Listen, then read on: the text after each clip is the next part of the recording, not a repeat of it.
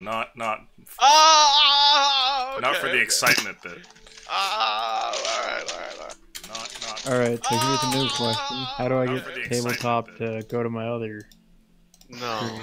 No. Oh, I've no. passed the torch. The fuck? What happened? Go to your desktop. Oh shit. I just went into tabletop. Okay, one second. This is what you do. You pick up your monitor IRL and put it to the other side. I mean, it's marked as number 2. Actually, no, you don't even have to do that. Just make Okay, what? make tabletop Please not make him full do screen.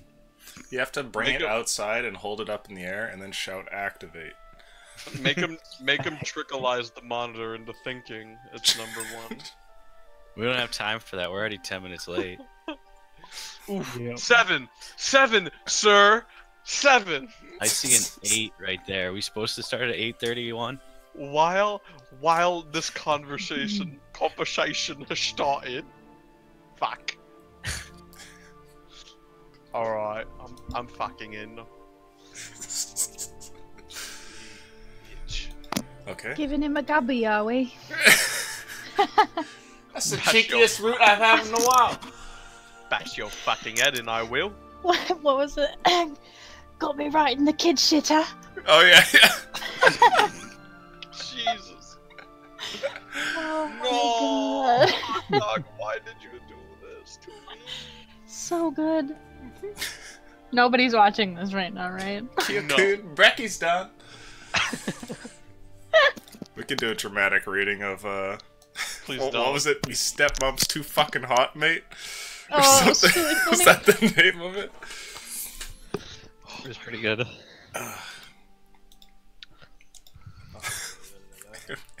As if Twitch needed more reason to ban me again. I don't know if you were banned. It was just a little love tap. A little oops, sorry you can't get into your account for a couple months. A little whoopsie. Accident.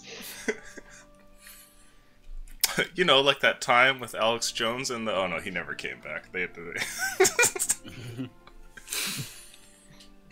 Sandy Hook Deep State. Yeah, that I think that takes the cake. That's the most ludicrous thing he's ever said. It's the Sandy Hook garbage or whatever. Ah. The water's making the frogs gay. God, the water. That statement's actually founded in some stuff. If you go reading about Well, it. it's affecting gender of frogs, but not their orientation. Mhm. There are frogs that can just switch on the fly, though. Well, that's the thing, right? Is so this chemical that was being introduced to the water would cause a disproportionate number of gender swaps, which was like affecting the frog population, right? Because normally Of they course, the self-regulate. And then they had to start setting up safe spaces, and it was this whole thing. Mm-hmm. Apache helicopters and all that. Safe space. But I think we're all good to go. You guys ready? Yeah. Okay, Yeah. Ash is doing fine. There we go. Load in, you sack of There we go. Welcome to the game of Skyfall 5e. It's good to see you guys again. How was the week? Oh, cool. Amazing! Yeah? Anything new and exciting? Connor? I got my first bar on my white belt. Oh, I did? Oh, Picked up a bar on me white belt, I did. I had a pretty damn good interview. I heard you spun League of Legends in your favor. Hell yeah! She's just like, oh, what's this Spartan League Club on your resume? I'm like, oh boy, here we go. You put that on your resume, you cuck fuck? It's Yeah, a 'cause I was team the building president of exercise. Yeah, it's pretty fucking good. Oh no! So proud. I mean, I'm She loved cringing it. for you right now, but I'm glad it panned out. Could So you I see might her be, moisture levels increasing?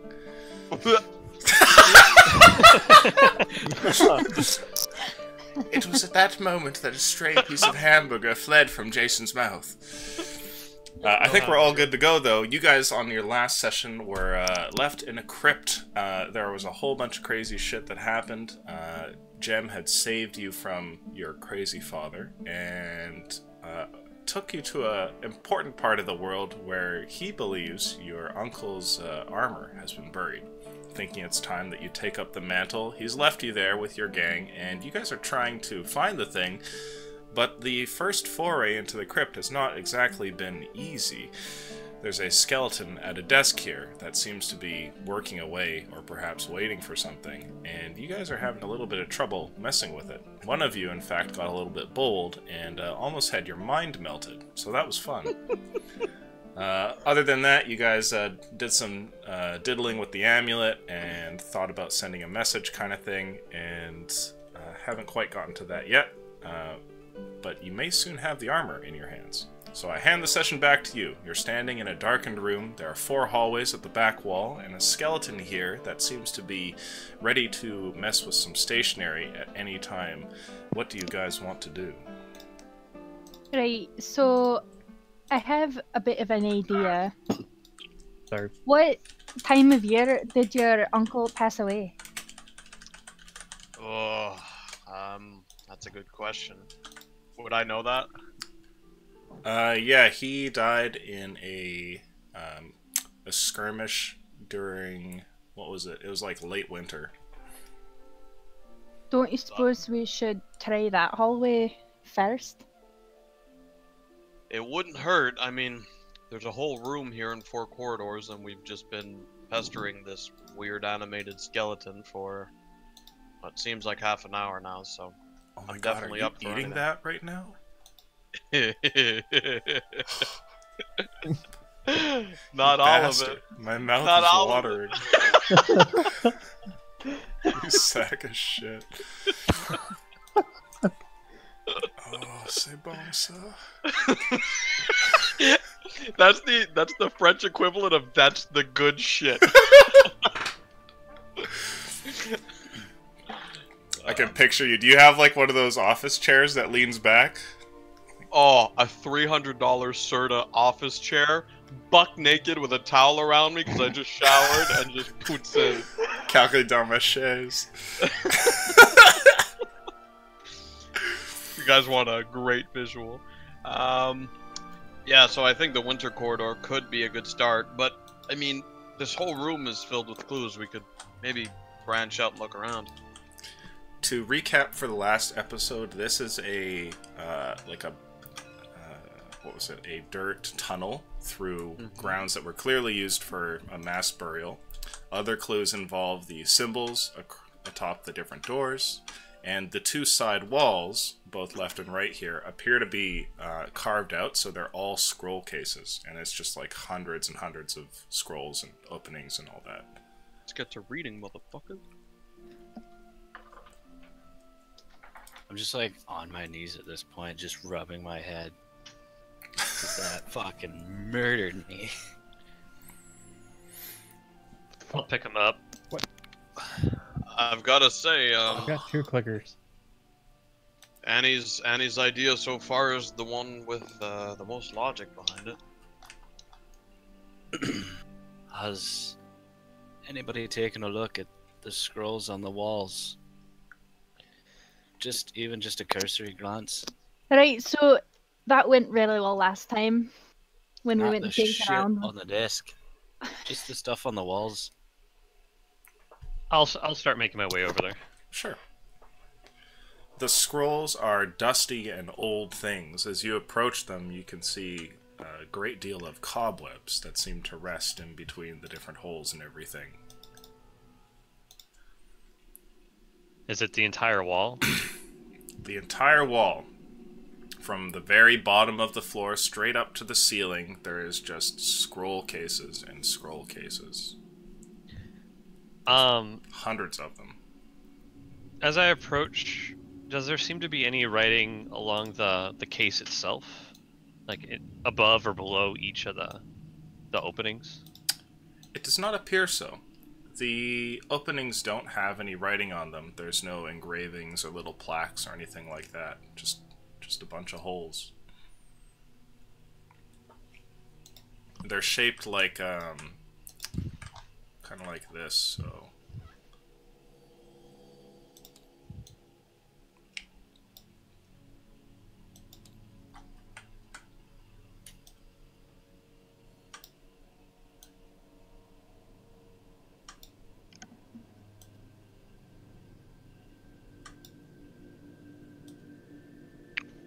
So it's just like a cross pattern like this repeatedly, so it's just like diamonds of little scroll cases over and over kind of thing. Do they all appear to be filled? No, there's quite a few that are empty, and it looks like the scroll cases on this wall are maybe like half full. And it appears to be the same on the other end of the room? Yeah, it looks about the same. Just haphazard. There doesn't appear to be much rhyme or reason to where they're placed. You can see that the scrolls are, you know, sometimes there's ones up towards the top or the bottom, to the left, the right. There's a big hole of them missing here, a pocket of them over there, that kind of thing. Does it seem to be like the same parchment that the skeleton boy is working with? It's tough to tell, but it does have that aged look to it. Skelly boy, please. Is he paying any attention to Kalik? Right now, no. It seems like he's just staring straight ahead, as he's often doing. Fucking autism.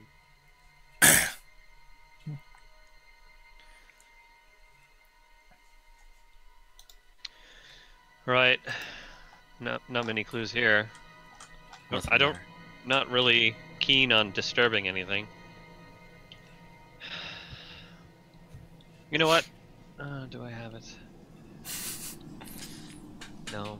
How much do I value my frontal lobe, he thought.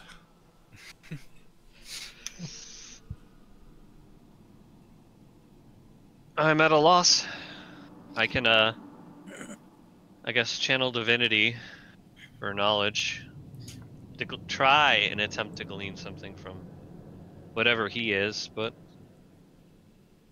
I could also ask RX for guidance. Other than that, kind of at a loss. He's missing his jaw, right? Yes. Yeah. Fuck this guy. I guess I'll I'm gonna use approach. one of my healing lights on myself. Okay. I'll approach this door, and Hmm. I won't go in it. I'll just kind of inspect it. Of course. The hallway in front of you, it looks like a long thing that ends in a stairwell, maybe 20 feet back, which, as you might expect, goes down. I'll come over to this one. Is it same thing? It looks like they're all identical. I'll snap my fingers, and a cat will appear. Okay. Want me to send him down one of them? Can it see in the dark? I don't know. Can you look down at it? I don't know if the cat has dark vision. If it does, then you're good to go. I mean, we could strap a torch to it. No, well. No, it's not that strong. We're on that Elon Musk vibe right now, Yeah. just fucking 2018 thinking. Then we'll put the cat in a submarine and, I mean, if we had something that was a little lighter, I'll snap my fingers and my owl will appear. I could have him carry something. What if your owl carries my cat? Well, I don't think my owl can see in the dark. No, I'm pretty sure it can. I mean, that would make sense, wouldn't it? Or what if the owl carried the torch and the cat walked? Oh yeah, Any- it's got dark vision for 120 feet. Oh, then you're good. No, we're good. I'll just go down the tunnel. I snap my fingers and the cat's gone. what's the distance that your owl can go before you can no longer use its senses? Let's see. That is billion feet. Just...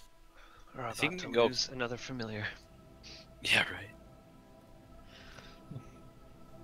Come on, straight.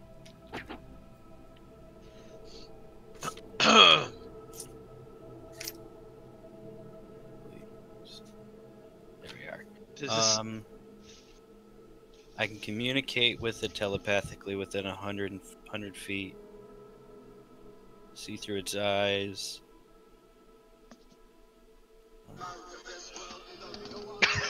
Okay. What? Sorry. What? we all glare over at the skeleton. He just puts Where his did cell that phone come away. There is no better time for that to go off. It says that I can 100? communicate with it telepathically, or as an action, I can see through its eyes until the start of my next turn. Okay, but I think that range is 100 feet, right? Yeah. Okay. So you can send your owl 100 feet down if you'd like. Sure. And then I'll see if I can see 120 feet past that. Okay. Which hall are we looking down? The winter one, or? I don't see why not. Away he goes. Don't die, buddy. Your owl flies down the hallway and then makes its way down the steps. Making a turn, it gradually goes off to one side, and eventually you see its dark white and black vision reveals the end of the steps and the beginning of some sort of room. The room in front of you is a large thing made of stone, much like the rest of this complex, and it looks like it has a number of branching hallways. In fact, the amount of hallways here easily trumps the room that you guys are in. And you also notice something else, which is that this room is not entirely empty. There are shambling corpses that seem to move about the place. Not quite like zombies. There's something else to them. They look almost more ravenous and more put together, and they seem to wander about the room aimlessly. Yeah, that's good news. Okay. Now, past this point, you can't really send your owl further into the room or into a hallway before it runs out of range. Yeah. What do these shambling corpses look like? Can I get anything from that, or is it kind of hard to tell with the dark vision? Do you have proficiency in nature or arcana or history? All but nature. All but nature. Roll history then, I'd say.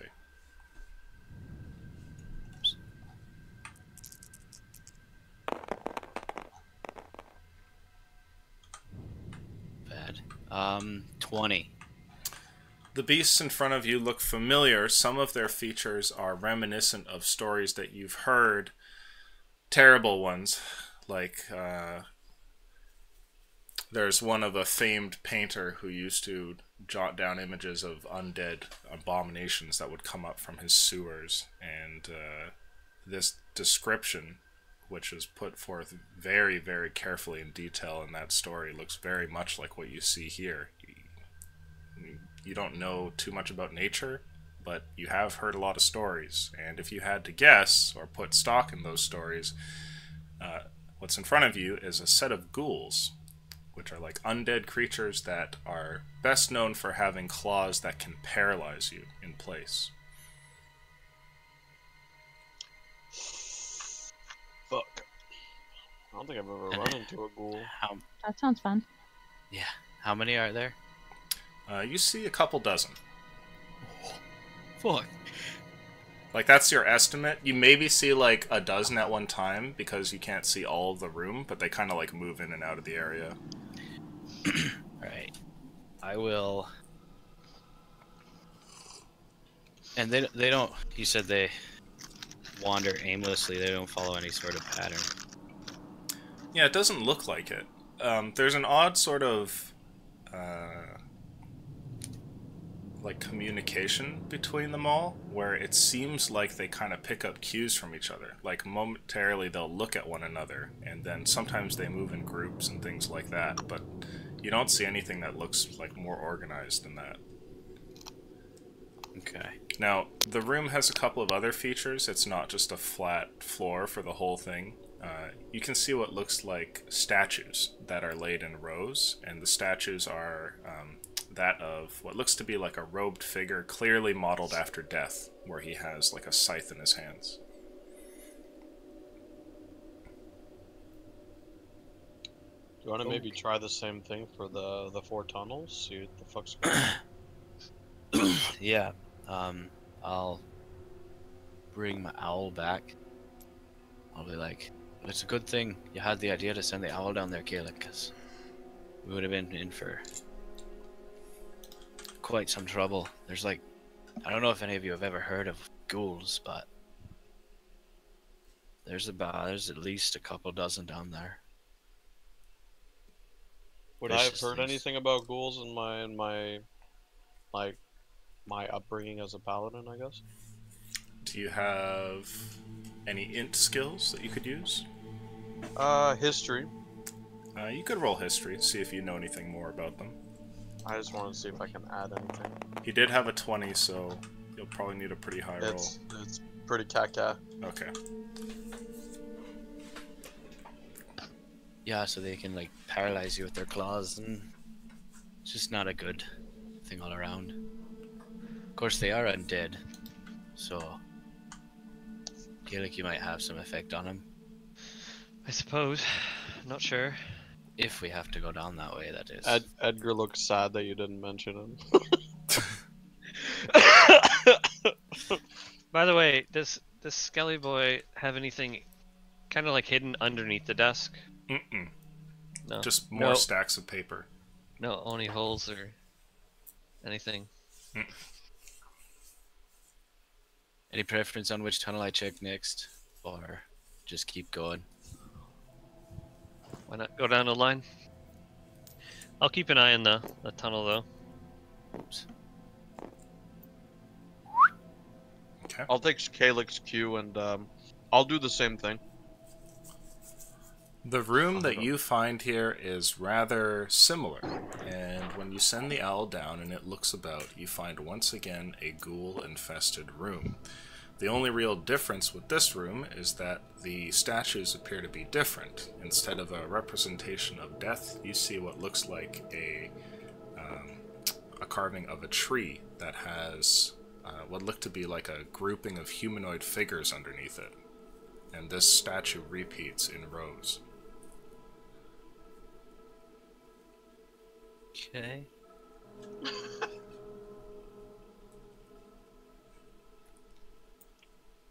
And then summer. The next one's the same. This time the statues appear to be that of a crusader, somebody set in heavy armor with a sword outstretched. Once again, the room is infested with ghouls walking up and down. That one's a little more promising. Can I? How high is, or like how tall is the room? Like how high is the ceiling? Probably a little bit more than you would expect from like a tavern or anything like that, but it doesn't go up too high. Does it go significantly higher than the, maybe not significantly, but a fair amount higher than the ghouls' heads?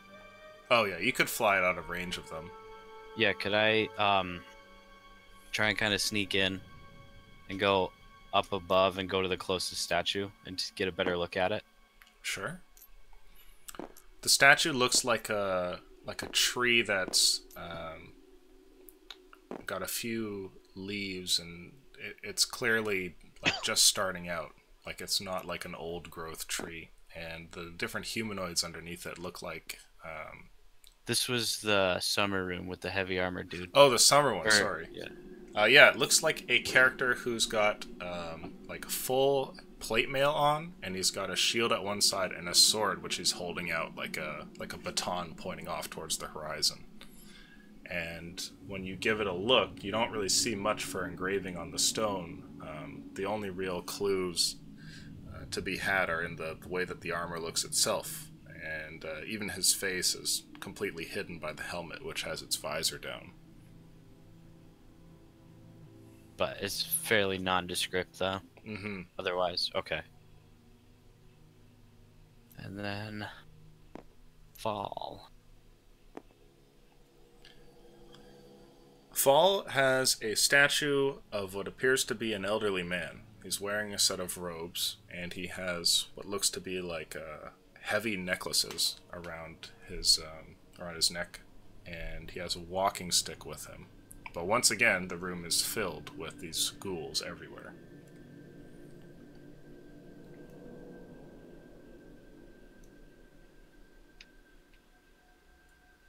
Okay. Is Tidge describing these? Like, Yeah, I'll just be kind of muttering away as I look at him. would we know, like, the statues, are they, like, depicting the different types of seasons that That's kind of what I gather. correlate with the hallways they're in? I'd say you'd be able to put together that they're related to the seasons. They're like aspects of them.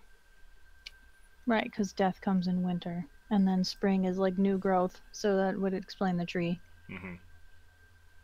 At different stages of life, right? So winter is, again, death, and then fall is you're an old person. Mm-hmm.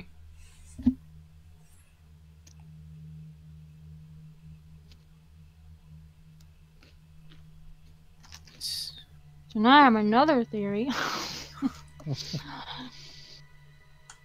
Edgar, how old was your uncle when he died? How old was my uncle when he died? Your uncle was maybe 40 or 50 years old. I guess he was middle-aged. I don't know. I mean, he was in shape for what he was, but I would say maybe anywhere from 40 to 50. Bad to guess. So I'm thinking either they have to do with. Okay, so table talk, because I don't want to say it in an accent. Because it's just gonna take too long to think about it. For But shame. anyway, For shame. I think that either it's like the winter or For shame. summer, because winter he died in winter, and I think- summer, like, I- describes more of the age group. Is that right? Yeah, well, I mean, I like where you're going with it. I just think we have to be careful of reading too much into the seasons. Yeah, Because I don't know. he's This is not my. even supposed to be here, right? Mhm. That's one thing that Edgar's finding really strange is, why the fuck is my uncle here and not at home like I thought he was? So he might be into something that either Edgar wasn't aware of, or maybe he was just brought here. I'm not sure. So just table talk, I mean, you bring up a good point. If we're gonna glean anything from the seasons, it's fair to narrow them down based on what was relevant to him. But yeah, I just don't know how significant this is. Okay. I mean, I was never the puzzle guy. I brought the party through a desert trying to talk to snakes while fucking Mike stripped naked on a dune and got into a portal. So shows how much I know about puzzles.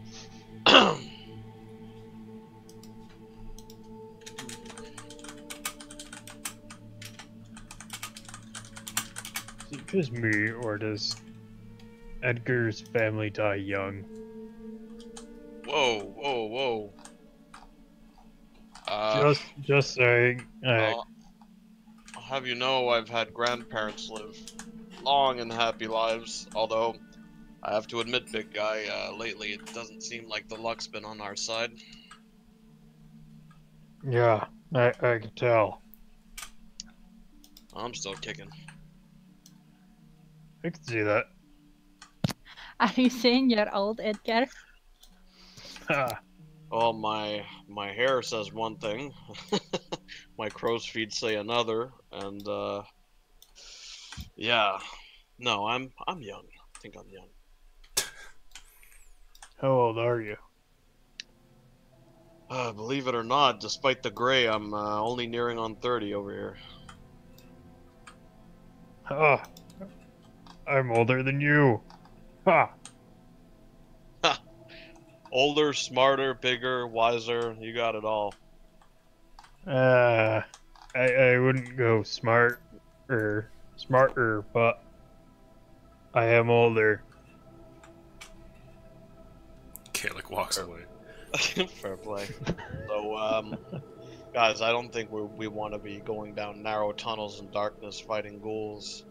And the skeleton doesn't seem to be leading to anything unless we're missing a key component here. We I have mean, he to be did move my ring when I put it down, but I just kind of assumed that because it was in his way. Can I look for his jaw? You can search about the room. I would say that given how long you guys have been in here, you don't find it in the room if it is here. Do you suppose any old jaw would work? I mean, the hallway up was pretty much littered with bones. Maybe. The last time we touched him, he turned your mind into pudding, so... Yeah. Right, but if we It give was a- him somebody else's jaw, we'd be desecrating another skeleton and just causing more problems. And he brings up a very good point. Plus, it would just be a whole big mess of whose jaw fits him, which one doesn't. Look, which one was the one with the armor? Let's just go there. That was Summer. Table talk, I'm not strategizing as Edgar here, so if you want to come in, let me know. I could cast Locate Object. Try to at least get a bead. In which direction, at least? Could Okay. that work through your cat? Like if you sent it down the hallway? Hmm.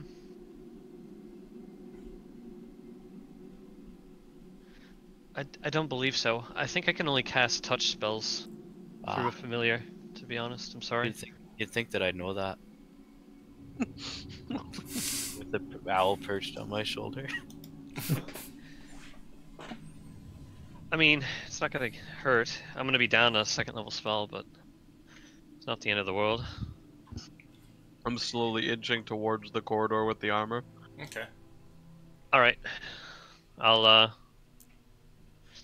look at the sketch that he gave me before of the armor and think of the description of the red as a plumes, the reminder- black armor. Nice, you do remember. That fucking elephant brain. And I'll go ahead and cast Locate Objects while standing.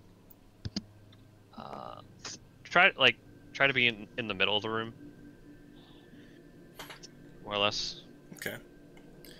You're casting Locate Object on this old armor. When you finish this spell, what is the range? A mile? Say 5. You can sense the direction to the object's location as long as that object is within 1,000 feet. I Which believe. is a kilometer. No, that's 1,000. Never mind. Kooky Americans.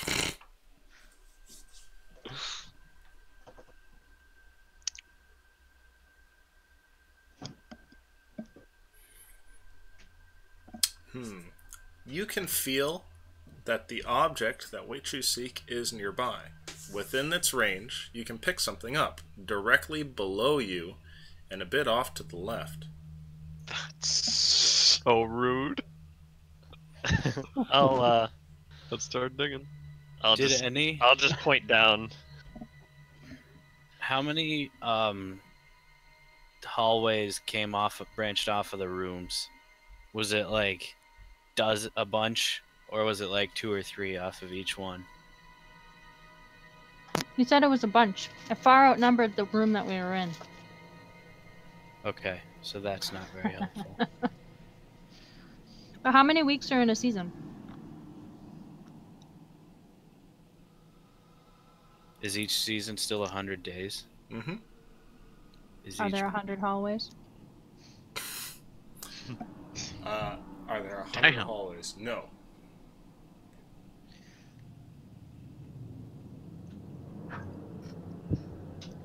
Yeah, are there 10? You see what looks to be actually a different number of hallways in the different rooms. You'll probably have to explore more fully to be able to see the complete picture. Okie dokie. The owl doesn't actually see to the back end, so you can't Yeah. actually get the full end of the room. Well, if we want to deal with some ghouls, we can head on down. I think we're kind of at a dead end up here. I'll kind of grin and start heading down. It was spring, right? That had the or summer that had the armor. Yeah, it was this one. Right? Yeah. No. Right here.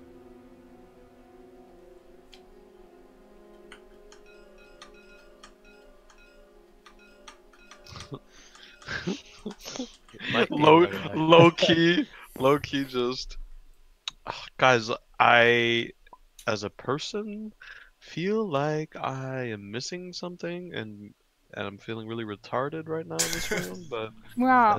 as Edgar, want- I'm just gonna start. Can I feel like we are missing something. Can I like take a moment and pray to Of RX? course we are. Yeah, And- 'cause- Ooh, praying for the cheat codes. I Yeah, like I'm that. praying for it, and I'll, if you'll allow me, I'll burn my. I don't want to waste it. Never mind. Because I only have one channel divinity. Fuck. I was gonna ask Edgar because he mentioned something about doing something to my weapon. Mm-hmm. Okay. Are you gonna say it or? Yeah. Oh, sorry, I'm chewing on something. Edgar, what about my weapon? Right. Suppose if we're gonna be fighting, it'll help. The only thing I'm worried about is right now ghouls. I don't know much about them actually. Tidge, are normal weapons effective against ghouls from what you remember? And I'll look back to Annie. It's just because I can give it to you, but it requires all of my concentration to do it. I can cast it a limited amount of times, and I'd prefer keeping it for any spectral enemies we fight where you're really truly disarmed. Are they? Is that something I would know, or on my history check?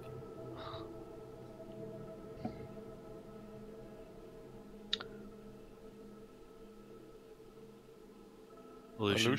Lucian? Huh? It was full on talking to you. Did I just die? I swear I didn't Yeah. hear anybody address me. Oh, okay. Maybe Well, not directly, but basically, I asked Tidge if ghouls were if he would know if ghouls were affected by regular weapons, and then he asked you if with his history check if he would know that. Ah, in the stories that you heard, I would say that you don't know. okay. Yeah, I don't know if they are or not. Well, Annie, I'll be hop and a skip away. So if you feel like you're not doing anything, I'll help you immediately. All right. If you feel that's fair, I'm sorry. It's just I feel like it's an ace up our sleeve, and we need to keep it for when your sword is just going right through something. Just be careful about getting up close with these things, because if they scratch you, they can paralyze you. The last thing you want is to be dragged away by a ghoul. Maybe it's We don't best have if I much stay choice. up front. Or maybe activate your bee and toss it in there. That could be Hey. interesting. But what if they're not hostile? What if we could just walk by them? We are in a tomb after all. I'll look to Tidge like fucking doubtful, but that's just my reaction.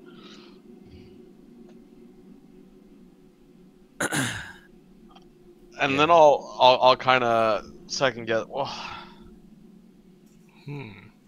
Look, if Metri wants me to do anything, it's give everything a chance, even if it's a ghoul in a tomb that I know nothing about. Do you suppose that if we were to mess with him, then we would be desecrating him? Like that specter that popped out before we walked in? I believe Jem told me not to interfere with any of the graves or the belongings of others. I don't know if that involves us not being able to defend ourselves. I think if we see a golden chest or a beautiful necklace or some scepter of power, we have to, you know, buck down and keep our eyes away from it. But if a ghoul attacks us in a frenzied rage, I'll be striking it down if there's no reasoning with it. Yeah, I hear you there. Well, Annie, and I'll look at you seriously. Thank you for reminding me there's an option that might not require violence. So, are we all wanting to just try any of these? I figure the armor is the most obvious choice. It seems on the nose. Not really that thrilled to be diving into a nest of ghouls, but unless you guys have any other don't really options, have any I other don't. choice. Yeah, I don't know how long we can stay in here before these things all come out. I do have another spell called Augury. It costs a bit of material, 25 gold to be exact, but we could get kind of a reading to see if it's a bad idea to head down there. Well, could be a bad idea to go down the right path. But I don't know how cryptic your spell is. If it gives you a direct response, then sure, why not? Alright. Let me think of a question real quick for it. Okay. I'll head back to the Skelly desk, the Skelly boy desk over here. And I'll kind of take a knee next to him. And I'd like to take out my like the paperwork showing my heritage, my lineage, and my signet ring again. And I'm gonna put it down on the piece of paper he's about to write on, and see what he does. Okay. Careful messing with that. I won't be touching him at all. You're taking a piece of his parchment and writing on it? No, I'm going to be putting down my signet ring on the piece of paper underneath his quill, as well as my lineage, my papers, my pippas. The first thing that he does is he moves your ring out of the way. Reaching down slowly, he takes the thing and pushes it off to the side. Next, he goes over for the papers, and at first when you pick or watch him pick them up, you're expecting him to kind of push them to the side, but instead he stares at them for a moment. Is there anything going on behind him? Like, is the paper the same, or? The paper looks to be the same. He stares over them intently. Maybe you just needed proof, guys. Can I cast Mage Hand and take my pen and write hello on his paper? You're not writing hello on my noble papers. Not Fuck you. your paper, the paper in front of him. Okay. While he's distracted by your paper, maybe he won't explode my head. Can you I make feel like you're charisma saving throw for me, please? Oh, okay, no, not a disadvantage this time. It's a bizarre choice strategy what you're doing. I feel like we could have just let it play out. Wait, could be okay. It won't be, but it could be. We all know it won't be. 15. Okay. Unconscious. Just hear him getting dice. You take 13 points of psychic damage. When you go over and scribble down on the page, the skeleton immediately looks over from the page that he was staring at there and lets go of it, putting your family papers back on the table. He then holds a hand in the gesturing fashion that he did before over towards Tidge, and Tidge, you crumple to the ground again, struck by the pain. Okay, Thanks, so as I Mike. go unconscious, I say, still not a good idea. Slump. Thanks, Mike. Yeah, no problem. I'll rush over to Mike and give him a point of lay on hands because he Okay. deserves nothing more. That's savage. Mike, you come back, and I'm sorry, but I need an injury roll from you. Come on, that one. Let's make this guy more interesting. Ooh, there, that should be great. What did you get? A 4. Oh my god. Okay, let me read here. How many injuries can you take before you just outright die? Peg legs. Quite a few. Alucin's like, I don't think I've ever had to ask myself that question. Modern medicine is pretty advanced. Okay, what are your current injuries? That would be a limp, which takes away 5 movement. Yep. Head trauma, which gives me disadvantage on mental checks, 1 point of exhaustion through battle fatigue, and a bruise, which takes away 2 max HP. Okay. I Gotta lose an collect them arm. all. You also have suffered a new moderate injury where there's like a localized pain that throbs in your head constantly, and you find that it's difficult to focus on things. Your AC has been lowered by 1, and your wisdom has dropped by 2. I mean, I'm sad for you. At this point, it's just, let's But- see how far we can go. But why bamboozle the skeleton? I don't. I feel like Tidge is just like Edgar's kind of just pushing him that's around in a intelligence. wheelchair. Once I see Tidge, I'm gonna actually give him a stern look, like, "What were you thinking?" And I don't head know, back I'm paying attention to that. and head back respectfully to the skeleton again, and try to hand him my papers. And I'll have like my head bowed, and I'll try to be even more respectful than I was the first time. Mm. And I'll whisper under my breath, actually, sorry. I just need to get my little papers here. My name is Edgar Lyle. I am the son of Edwin Lyle. Adric was my uncle. And I'll hand him the paper. The skeleton holds the papers there and then looks at you, and after a moment kind of looks around the room and then stares back at you. These are not my kin. None of these are Lyle's, but they are like family. I swear on my lineage and the Lyle family name that they will not touch anything that doesn't belong to them. The skeleton stares at you, and there's very little movement that it gives. It's tough to really read what it's trying to get at, but you do seem to have elicited something from it. It pushes its inkwell to the further end of the table, and also shuffles its paper over, causing there to be a very large space where its desk is.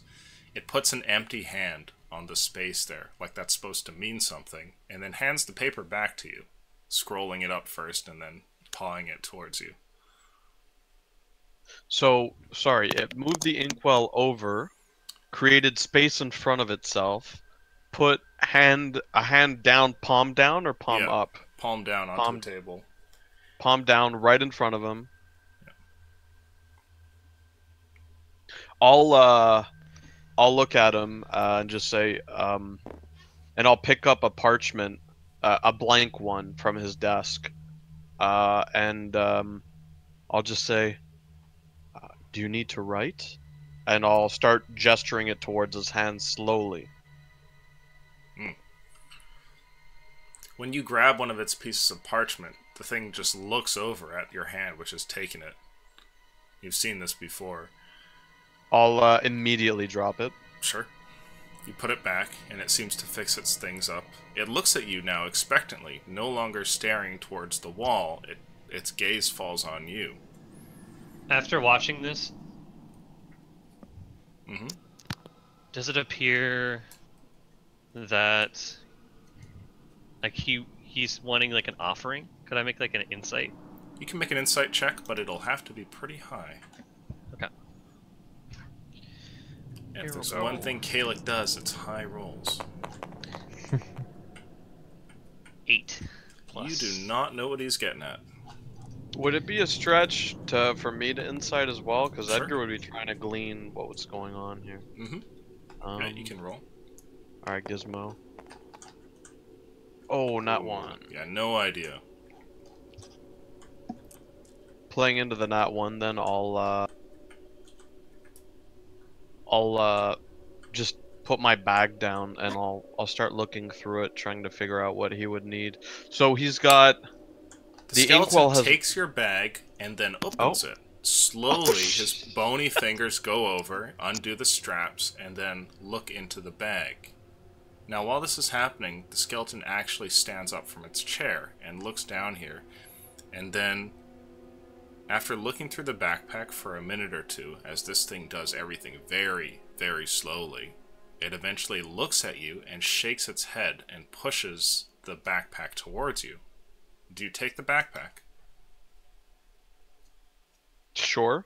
When you take the backpack, the skeleton sits back down and then, piece by piece, moves all of his stationery back to where it was before, putting the inkwell in its original position and pulling the papers over. It takes a blank page and sets it there, and puts its hand over it again and just resets. Shit. I Well, we mean, got it seems some like, of the puzzle done. Seems like you got some of a response at least. Edgar, do you suppose that was the time to give him your ring? Maybe. I'll look at her nodding, and I'll start the process again. I'll give him my piece of paper, saying the same thing. My name is Edgar Lyle, the I need to son. make a roll. Oh, shit. Come You on hand the now. piece of paper over, and the skeleton takes it. No longer staring at the wall, it averts its gaze over towards this paper and looks at it, and then this time just looks at you and shakes its head and hands the paper back. I'll slip the ring off my my finger, and I'm not gonna give it to him, but I'm just gonna hold it up and put it in between myself and he, as if it's like an offering. The skeleton looks at the ring and then turns towards you, and in another gesture that you haven't seen yet, puts its hand up towards you, like a palm out, like a stop gesture. Are the fingers like tight? I mean, I know he's a skeleton, but are they like stuck together, or are they kind of sprawled out? Yeah, they're together. They're together. Can I inside whether it's a stop or if he wants me to put the ring on? I would say no, but he does just hand the ring back to you. Okay. He just puts it at the end of the desk closer towards you. I kind of let out a huff of disappointment. Sure. And it's at that moment a white mouse. No, I was kidding. Comes back and nibbles off. I don't I'll look at him. I don't understand. Aiden is my uncle. This seems to get no response from the skeleton. It just stares forward.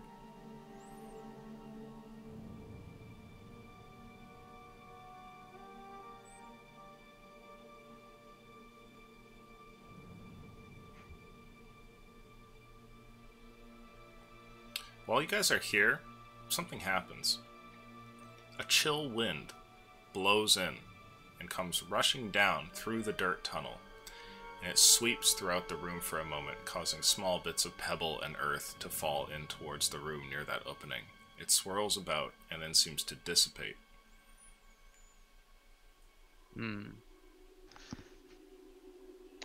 I wouldn't. I personally, Edgar would be too focused on the task at hand right now. I feel like Edgar Jem gave me something before I went regarding this tome. It wasn't just or tomb. It wasn't just information. Did he give me an object that I'm forgetting, guys? No, he left you a note, but that was it. Just Just a note. Okay. A note to the location of some rations. Oh yeah, he also gave you a bunch of rations. Maybe that's what it wants. Maybe he's hungry, yeah. A number 9 large with extra dip.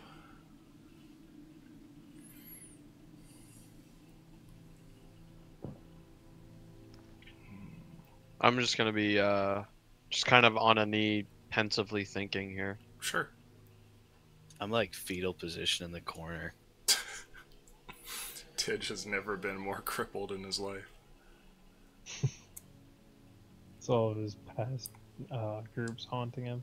Karma's a bitch. The guy got my paper, he looked at it. It was good enough. He looked in my bag. And he He didn't looked find at my- everything. He If you hand him a didn't piece find- of paper, he just stares at it. That's what he did before he tried to blow up my head. Tidge, I don't think you understand. He looked intently at this page and then me. Didn't he look intently at the stuff that I wrote down on a piece of paper? Or did he not look back? I guess I don't really remember him looking back at me. Hmm. Then again, how valuable are my memories at this And point? and keep in mind, Tidge, almost everything that he did just now, we hadn't seen up until this very moment. He's a gatekeeper. He needs to know why I'm here and if I'm worthy of reclaiming what he might not believe is mine.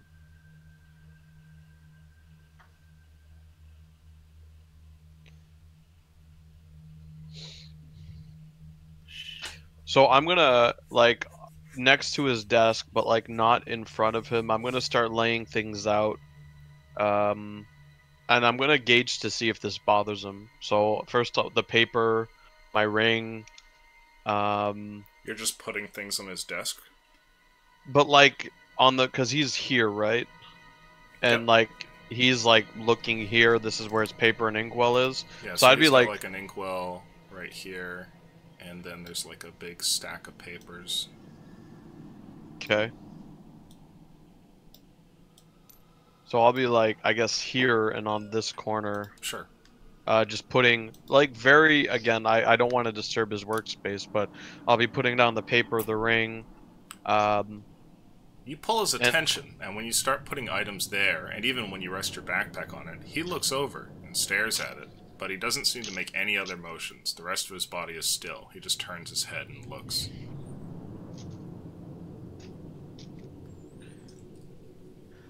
I'll approach the front of the desk. Mm-hmm. Say, and I'll like bow my head. My name is Kalik Kavanagh. I'm a companion of Edgar Lyle. We're seeking his uncle's gear in an effort to rid the world of an evil. And I'll hold up my bag, seeing as he was interested in Edgar's.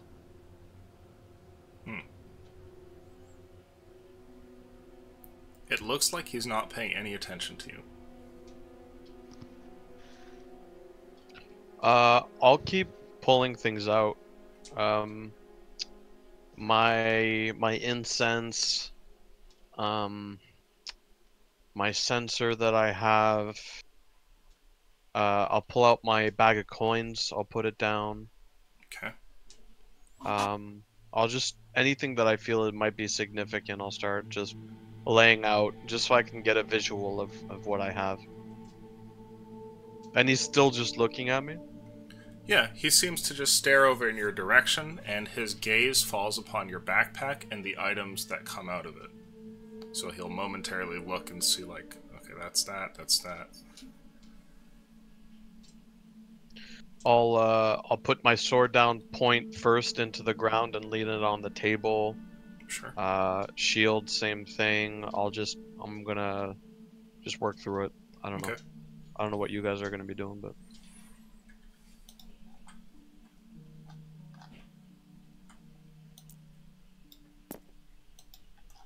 apparently nothing. I'll No. I'll head back over to the shelves. Sure. Should I grab one and bring it to the skeleton?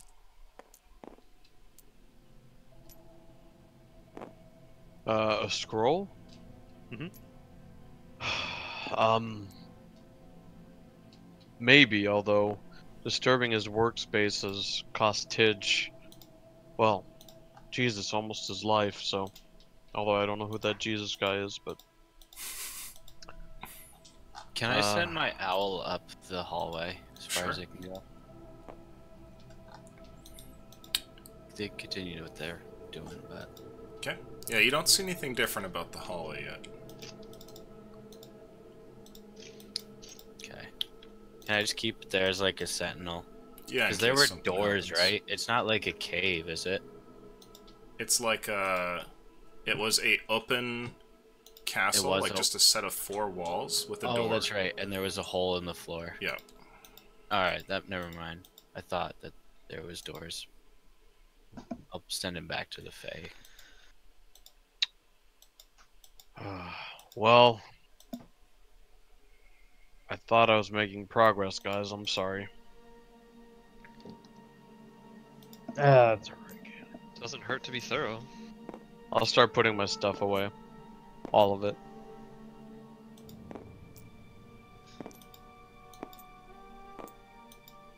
Then I'll roll up my scroll of pedigree. I'll actually leave that.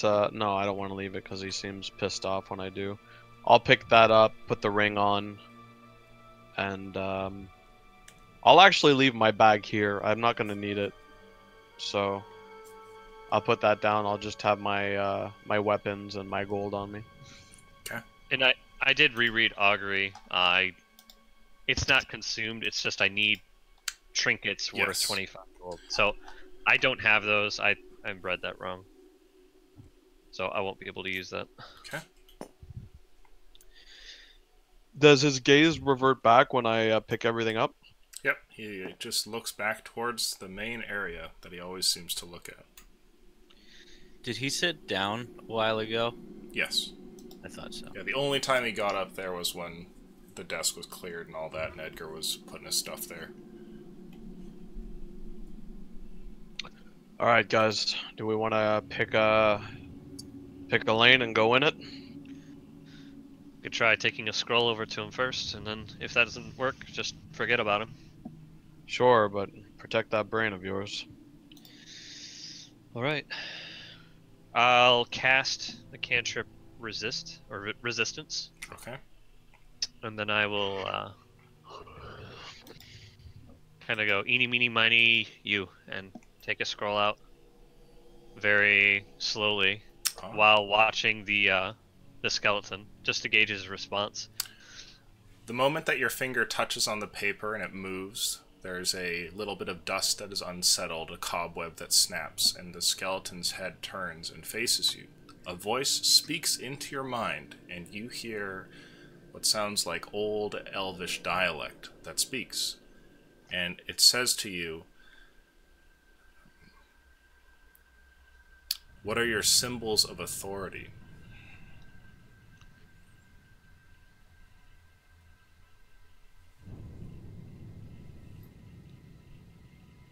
Would that term in Elvish culturally mean anything? Oh, potentially. What do you have for int? Oh, you have all the ints, right? I have like all the ints. Yeah, go ahead and roll for me religion.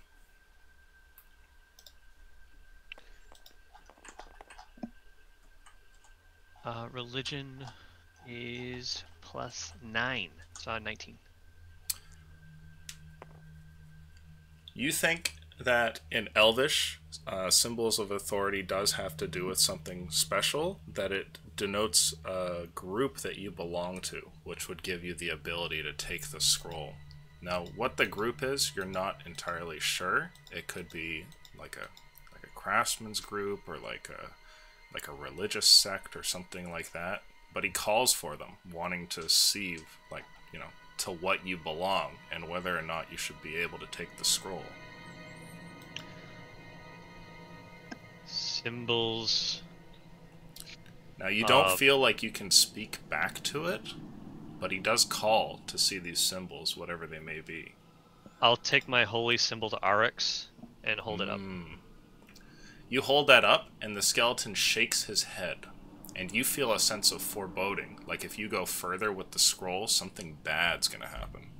Okay. I will very gently put it back, or leave it be. Okay. You know, I'll just bow my head. Sure. He just turns back and goes back to his resting position. Well, that was interesting. He spoke to me in Elvish. He asked for symbols of, what was it, authority? Mm-hmm. He asked for the symbols of authority. Kind of like...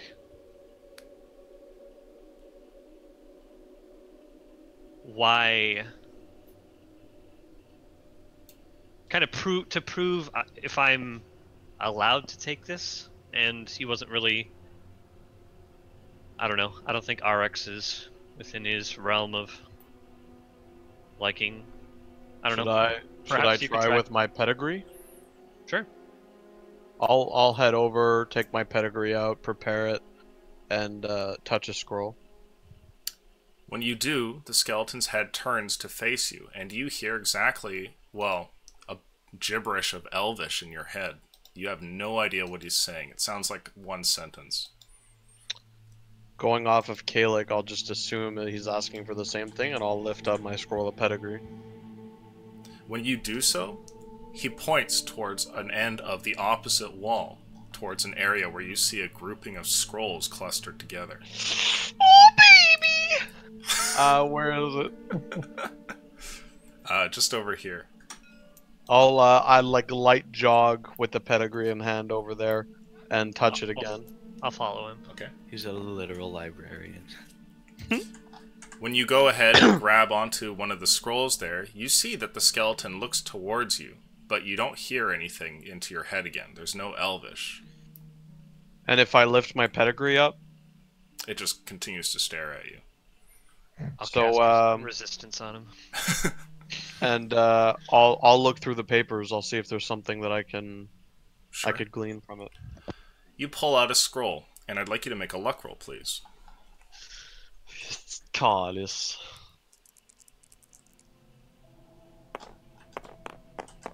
Please be a 1. Nice. It's 5 times better than I thought. The scroll that you pull out is completely foreign to you. You have no idea what's going on when you undo the thing, which is very sort of old paper here. You see the scribbling down of a death note. It's like the recording of somebody's death. Like a here lies so-and-so, died on this date, cause of death, that kind of thing. It's like a coroner's record. And the person there is completely unknown to you. You've never heard the name, and it appears that they died over 200 years ago. I'll keep going. Sure.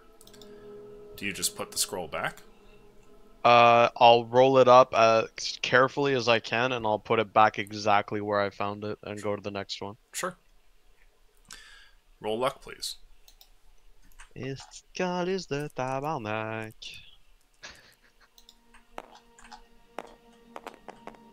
Playage! Oh! Oh, is that on the thing? It's a little Looks like an 8. reroll. No, it's on the token. It's on the token. Look, I'm looking at it. The next scroll that you pull sends a shock down your spine. Not like a literal magic, but a guttural reaction. When you read the name there, this one is a record of somebody who died much more recently, maybe 20, 30 years ago. A name that was mentioned in hidden corners of your house. Like something that the servants of the Lyle family would speak of. People that they knew your uncle consorted with, but you never learned anything about him other than that when you asked questions about him, like this friend of your uncle's, people just told you to not ask. And it appears that he died maybe about 30 or so years ago. Hmm. So there's definitely a connection here. between this person and your uncle, but it doesn't appear to be. Is there a what you're cause looking of for. death? You do see cause of death, and it is freezing. Oh damn. And the guy's name? Do you have it, or is Yes. it not important? Can I have it? Can I have your number? Can I have your number? Can I have it? Not if you ask I like run that. this shit like cardio. The die is crushing our real out. His name is Gelgron Rez. It's a pretty cool name. Oh, nailed it first try.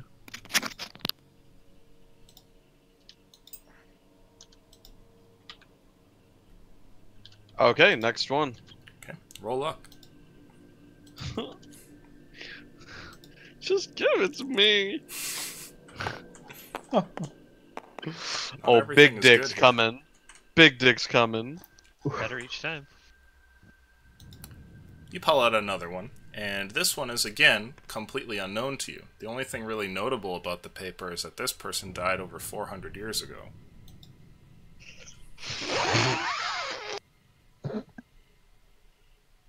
Fuck it, we'll do it live. One more. You can keep rolling. Keep So we'll find out. Here's a note saying your mother had a gangbang. Ah, fuck! Cause of Father death. is not No! actually your father. No way! 3. Okay.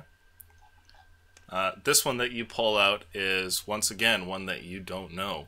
Just strange happenings. And, oh, fuck. I should... sorry, this is mild retconning. You would have to have read these for him, Kalik, like translated over his shoulder, because everything's written in Elvish, just by the way. Okay. Um, Okay, good. Now, there is one thing that's interesting about this next one that you pull out. The name seems to be unnoteworthy, just some guy from some time, and his date of death is long ago, but he comes with a title, and you see that this person was apparently a headmaster. Would that title mean anything to me? Would it be in Near Soulsland more education related, magic related? Headmaster usually is somebody at the head of a group, but it definitely sounds like something that would have to do with magic or like a professor, like a learning college, that kind of thing. Okay. But the name is completely unfamiliar. Yes. Okay. And what was his time of death? He died about 400 years ago during the... what was it? During the fall. What's the fall? Autumn. Oh, okay. Oh, okay. That sounded way cooler than I thought it was. The fall. I'll just kind of gesture to Kalik to keep helping me out, and I'll pull out another one. Sure. Yeah, you can roll again. Sorry, guys. I'm just trying to get clues here. Better than diving into a pool of ghouls with 1 hit point. Oh, that's definitely a 10, right? Yeah, it No, looks like that's a 10. that's all Well, fucked that's up. jank. You can re-roll that. Shit. All right, boys. Whoop. Wah. Wow. Oh yeah! Oh! I believe that's 16. Okay. The next one that you pull out is it. You see your uncle's name there at the top of the paper. There you see his date of death, which matches up with what you had thought, and a bunch of other scribbled down information there. Most of it appears to be nonsense. Curiously enough, though, you do see something that doesn't match up. You remember having been told that your uncle died in battle, but what you see here seems to be a little bit odd, almost. And his cause of death doesn't report like a battle wound or anything like that. Instead, his death is also freezing.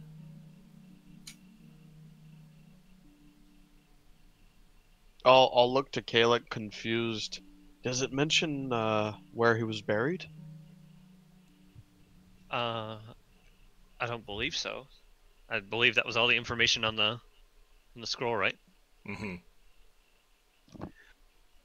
How many scrolls are left? Like 1 billion?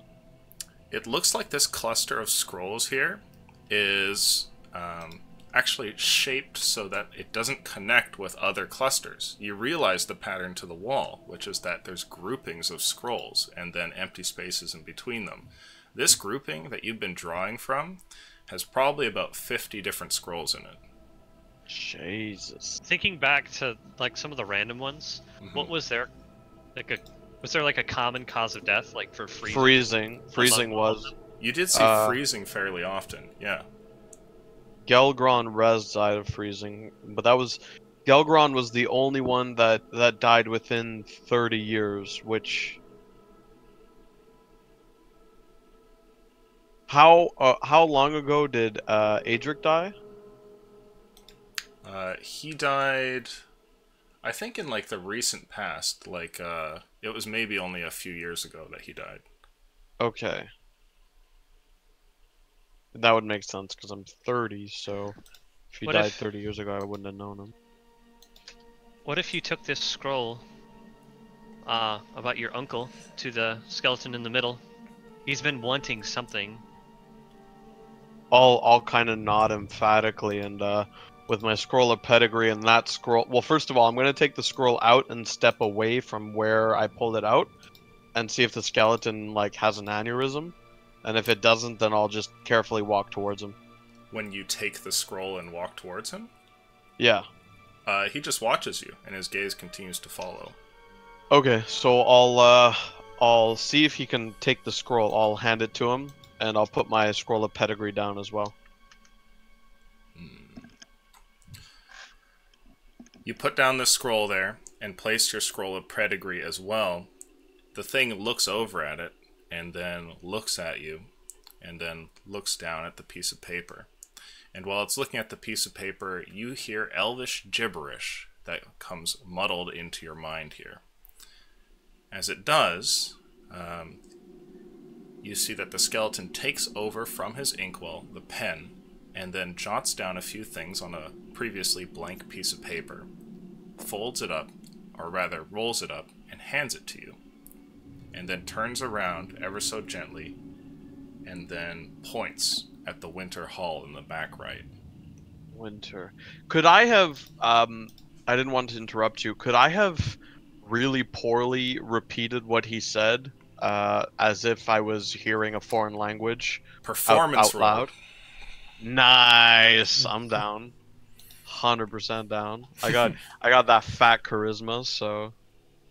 I'm gonna use Disco Funk, I feel like it's thematically appropriate. They weren't doing this long enough to get a short rest, right? 12? I'd say you could get a short rest. Oh, bitchin'. 12?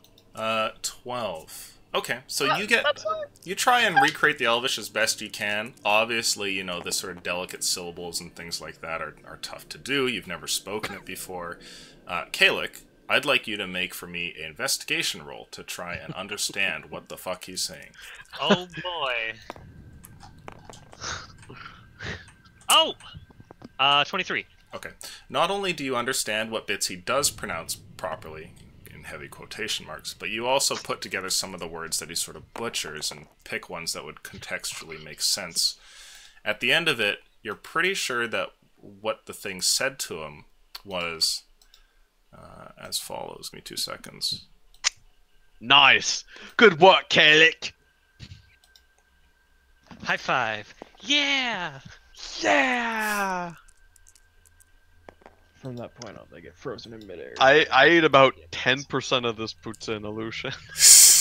I'll help you with the other 90, Holmes. Fucking, oh my god.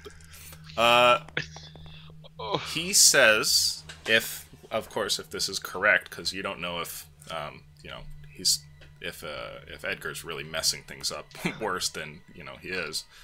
But, you think that the skeleton says to him, the voice in his head says, a member of the Icy Dawn returns Your uncle lies in the hall in the back. Tread lightly. He's what? A member of the Icy Dawn returned. Would that mean anything to me, Aleutian? He's in the hall. Tread carefully. Icy Dawn. Guys, I don't know if this is a stretch, but I don't want to push it. Maybe not take anything from his grave, but I don't know why Gelgron was mentioned so secretively around my household, but he died of freezing. I know he was a friend of my uncle, and he died fairly recently. Should we ask for his location as well? I suspect it's also in winter, but we might be able to get a note. I suppose you could take it over. We could kind of try to replicate what we just did, but I'll start walking towards, but I'm looking at the rest of the members, seeing how they feel. Would you guys be, like, indifferent? Suppose it's Yes. worth a shot. Okay, I'll go get Gelgron's scroll Sure. and bring it back. The skeleton watches you as you go over, and when you come back and hand the thing, it looks at it, then looks over at your scroll of pedigree and turns to you, and a bunch of elvish gibberish speaks into your head again. Can I performance roll that? You can, but before that, I will mention that things are a bit different here. He does not grab a piece of paper and write on it. Instead, he hands the scroll back to you. Okay, so I'll head back. I'll put it down, kind of like, yeah, that makes sense. And as a final luck of the draw, I'd like to pull out one more scroll just for funsies. Sure. Roll up. The Puzzle King. I'm not gonna roll the big fuck dice. I'm gonna roll this guy. You've been charging, you slut!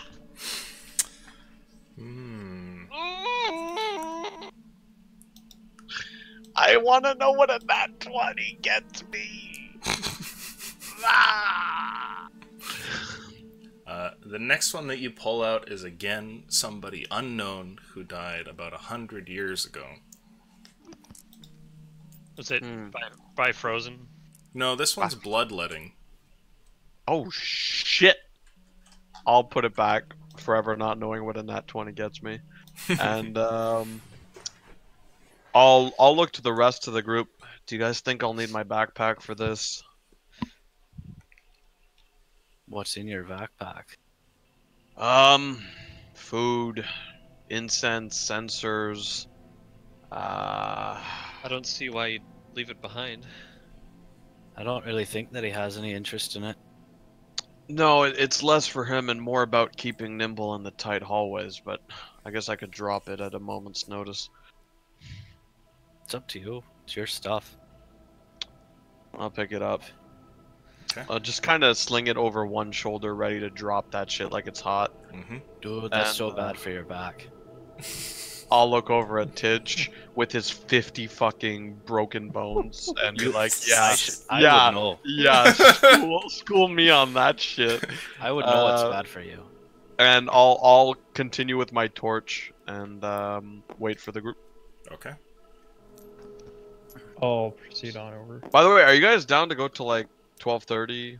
Oh yeah, I Yeah. should ask. Yeah. From this point forward, how long do we have? I have 2.5 to 3 hours. Forever. All night. Yeah. Okay. Yeah, I could go 2.5 to 3. Yeah, Well, 2.5 to 3. I'm sick as a dog, so I'm probably gonna go like 2.5 to 3. But Okay. but yeah, we're good to go. Let's do 3! Woohoo! You guys make your way over and cluster around this hallway. Are you going in? I'll be heading in first, yeah. I'll be in close behind to him. last or last. I'll go in behind. And Wait, I will be I mean, casting... Can I do something weird after Edgar casts this thing? I don't know if I'm going to be casting anything, to be honest with you. Oh, maybe, no. What's up, Tidge? Can I have my owl pop up on my head Sure. and have it sit there and look through its eyes and ears so that I get dark vision? You can. It will How do make you you say- like clumsy and stuff, but you can do that. I'm clumsy as hell anyway, so. Dude, you know Illusion's been asked some shit when he would so nonchalantly goes like, yeah, okay. You want the owl on your head. I got you. I've seen weirder requests. The owl takes a massive shit upon entering this room. Fucking shit, you said. Whoa. Okay. You fucking whoa. Are you guys Oh, that having any coffee. more interactions with the skeleton? Are you going down into the hall? Fuck Yo, that guy. Skelly Boy, first of all, fuck that, because we could have solved that in 2 seconds, but, you know, lo and behold, Welfare Wednesday, IQ of 35 collectively. And just to be clear, what he had written on the paper and handed back to him, was that just the information that you told me, like the IC Dawn? No, you No. see other things. You see there's like directions written there. You see there's a hallway that's listed, as well as what floor, that kind of thing. Oh shit! You've been given directions, basically. Perfect. I'll leave that to the person who can actually read it. Okay. I can read it too. Yeah, I'll be Yeah, like in the but- back. but you're missing one of your eyes, so, you know. My eyes are fine.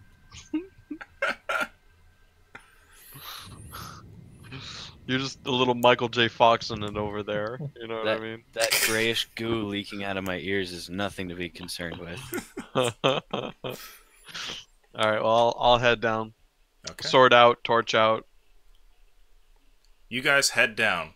You get to the point where the stairwell begins, traverse down it, then the stair turns. A little bit further now. Tidge, you've seen this before with your owl. You know that you're about to emerge into the room with dozens of ghouls in it. Are you guys doing anything? Just gonna keep going?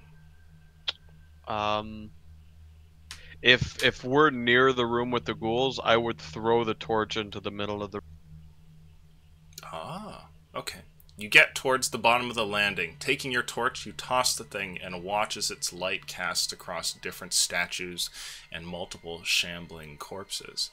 It lands there, and you can hear the reaction throughout the room as these creatures sort of like snarl and make grotesque noises. Kind of like that.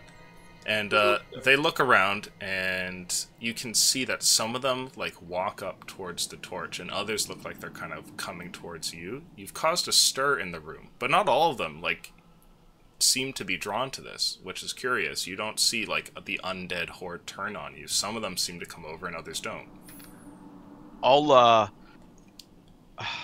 I'm gonna keep my sword in hand but Edgar internally wouldn't have a real intent to use it, not yet. And I'll kind of whisper to Kalik, what do the instructions say?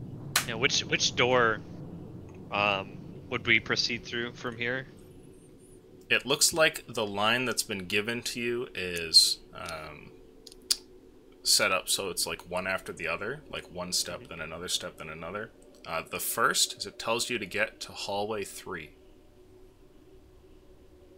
Does the light from the torch in the middle of the room kind of, does it show enough of the hallways to show numbers above them or something? I would say in dim lights you can see, yeah, what looks like scribblings above them. Everything's in Elvish, which is a little tricky, but your eyes adjust and you can see hallway 3 there, across the room a bit and to the left. I'll point it out. I'll whisper to the group to huddle real tight, but to not attack. Now, I mean, Tidge, what they can- you can see that these creatures are coming towards you. Your vision is perfect throughout the room, despite your cripple, barely functioning body. And you see what looks like a pair of ghouls that come over. 2 of them come up, and you guys can also hear them, like they're very close in the darkness there. And they step up towards this little landing where you guys are at the bottom of the stairs, and one of them sort of sniffs the air, and then looks over at the other one, and the other one sniffs as well, and then they kind of take like 2 steps back, and then just kind of stare at you guys. You can see like their long, spindly claws there, sort of moving back and forth, and the teeth and the like a what looks like an elongated tongue that ends almost in like a spike, just lolling out of the side, moving back and forth like a snake. I'm gonna let out a whisper and say, please back off. We have the right of way. You say this, and when you do, the two ghouls kind of look towards each other, and one of them sort of gives like a grunt, but they don't move. I'll look to Kalek and ask him if he can repeat it in Elvish. I'll repeat it in Elvish. One of them turns to you and takes like a step back after hearing this, and the other one sort of snarls and steps back as well. I'll head down one step, then another. The group seems to congregate around you. More ghouls are starting to come up towards your group like you're some sort of strange fascination, but they keep a radius around you, giving you maybe about 10 to 15 feet where they don't immediately come up to you. Sometimes one of them will stray closer and then makes like a quick run backwards. That's comfortable. I mean, pretty much Mines of Moria style, all of us huddled, I think.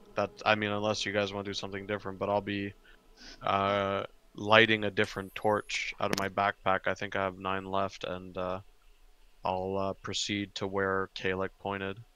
I'd like to prepare to dodge. Okay. And I'll Probably a prepare good to- choice.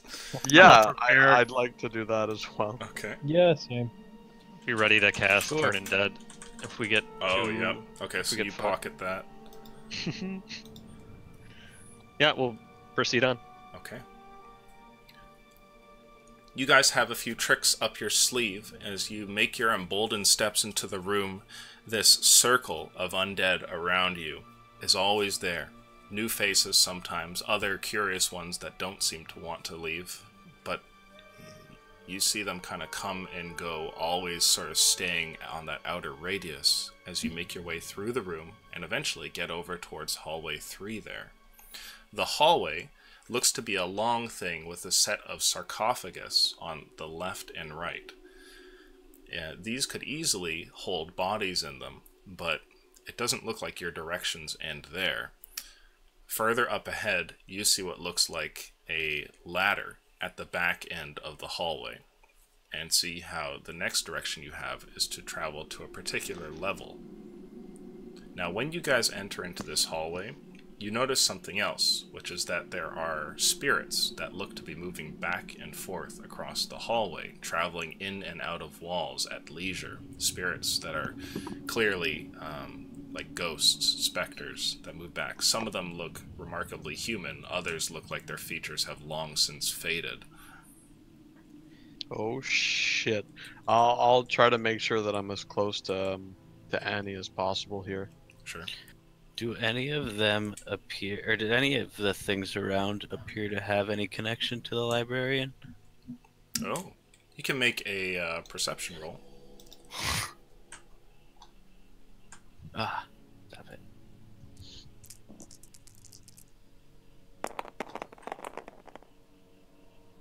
Let's see. 11 minus 1 would be 10.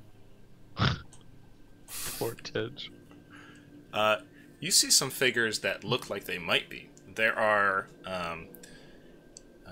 like ghastly corpses that move by, other ones that look like specters, but on occasion you see one that looks like, you know, maybe like a priest or something that could be related, holding a book in his hand, that kind of thing. There's a mix between ones that are clearly on the line of like, this could be a terrifying entity that undoes me, and other ones that look like maybe just trapped souls. Yeah, so based on the last entity that undid me, I'm just going to log it in the memory bank and just kind of keep going. Okay. Not mess with them. I'm still going to be keeping an eye out for anything that might denote the librarian, though. Sure. What do you guys want to do? I'll read the level number. Well, I guess perhaps I should go first, Sure. so I'll be Yeah. able to tell which level. It looks like you need to travel, according to this, 5 floors down. a little bit of a trip on the ladder. Does the ladder seem secure? You can't tell because you're at the other end of the hallway. Okay. This stretch in front of you, where the specters seem to go back and forth, doesn't look like something the ghouls want to have anything to do with. They form a backwards, perimeter around you, like a semicircle, but they don't step in front of you or go near that hallway. I'll mention to Kalik to whisper the same thing again in Elvish. And I will do so. Okay, saying for them to step back? Mhm. Ah, interesting. You call this out, and some spirits look like their attention has been caught, turning momentarily towards you.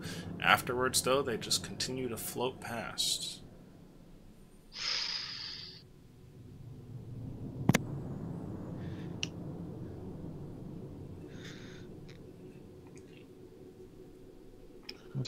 I will take another step forward, Yeah, I'm behind you. kind of like bow my head a little bit, very respectfully, to any that are kind of approaching or leaving. Very slowly start taking steps forward. Can I insight whether they seem hostile or completely indifferent? I would say just from the way they're moving right now, there's nothing really hostile about their motions. To all of you Okay. guys, they look kind of like just sheets moving in the wind, like they're being dragged about by a force that's not of their own making. Though who knows what might set them off or turn them into arrows that seek to pierce you, that kind of thing. Well, I'll keep an eye out for any Lyle family crests above any of the tombs, just in case. But I'll be moving forward with Kalik as he sets the pace. Okay. You guys start to travel forward, and I would like a luck roll from both Tidge and also a luck roll from Edgar.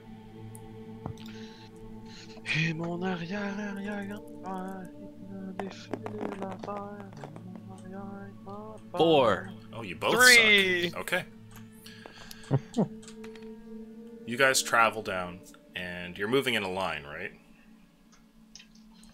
Yes. More of like a cluster, I guess, or a line. Okay. Inevitably, you guys cut off some of these specters in their wake. One of them comes out of the wall and looks to be traveling towards the other, but you guys are in the way. What do you guys want to do when that happens?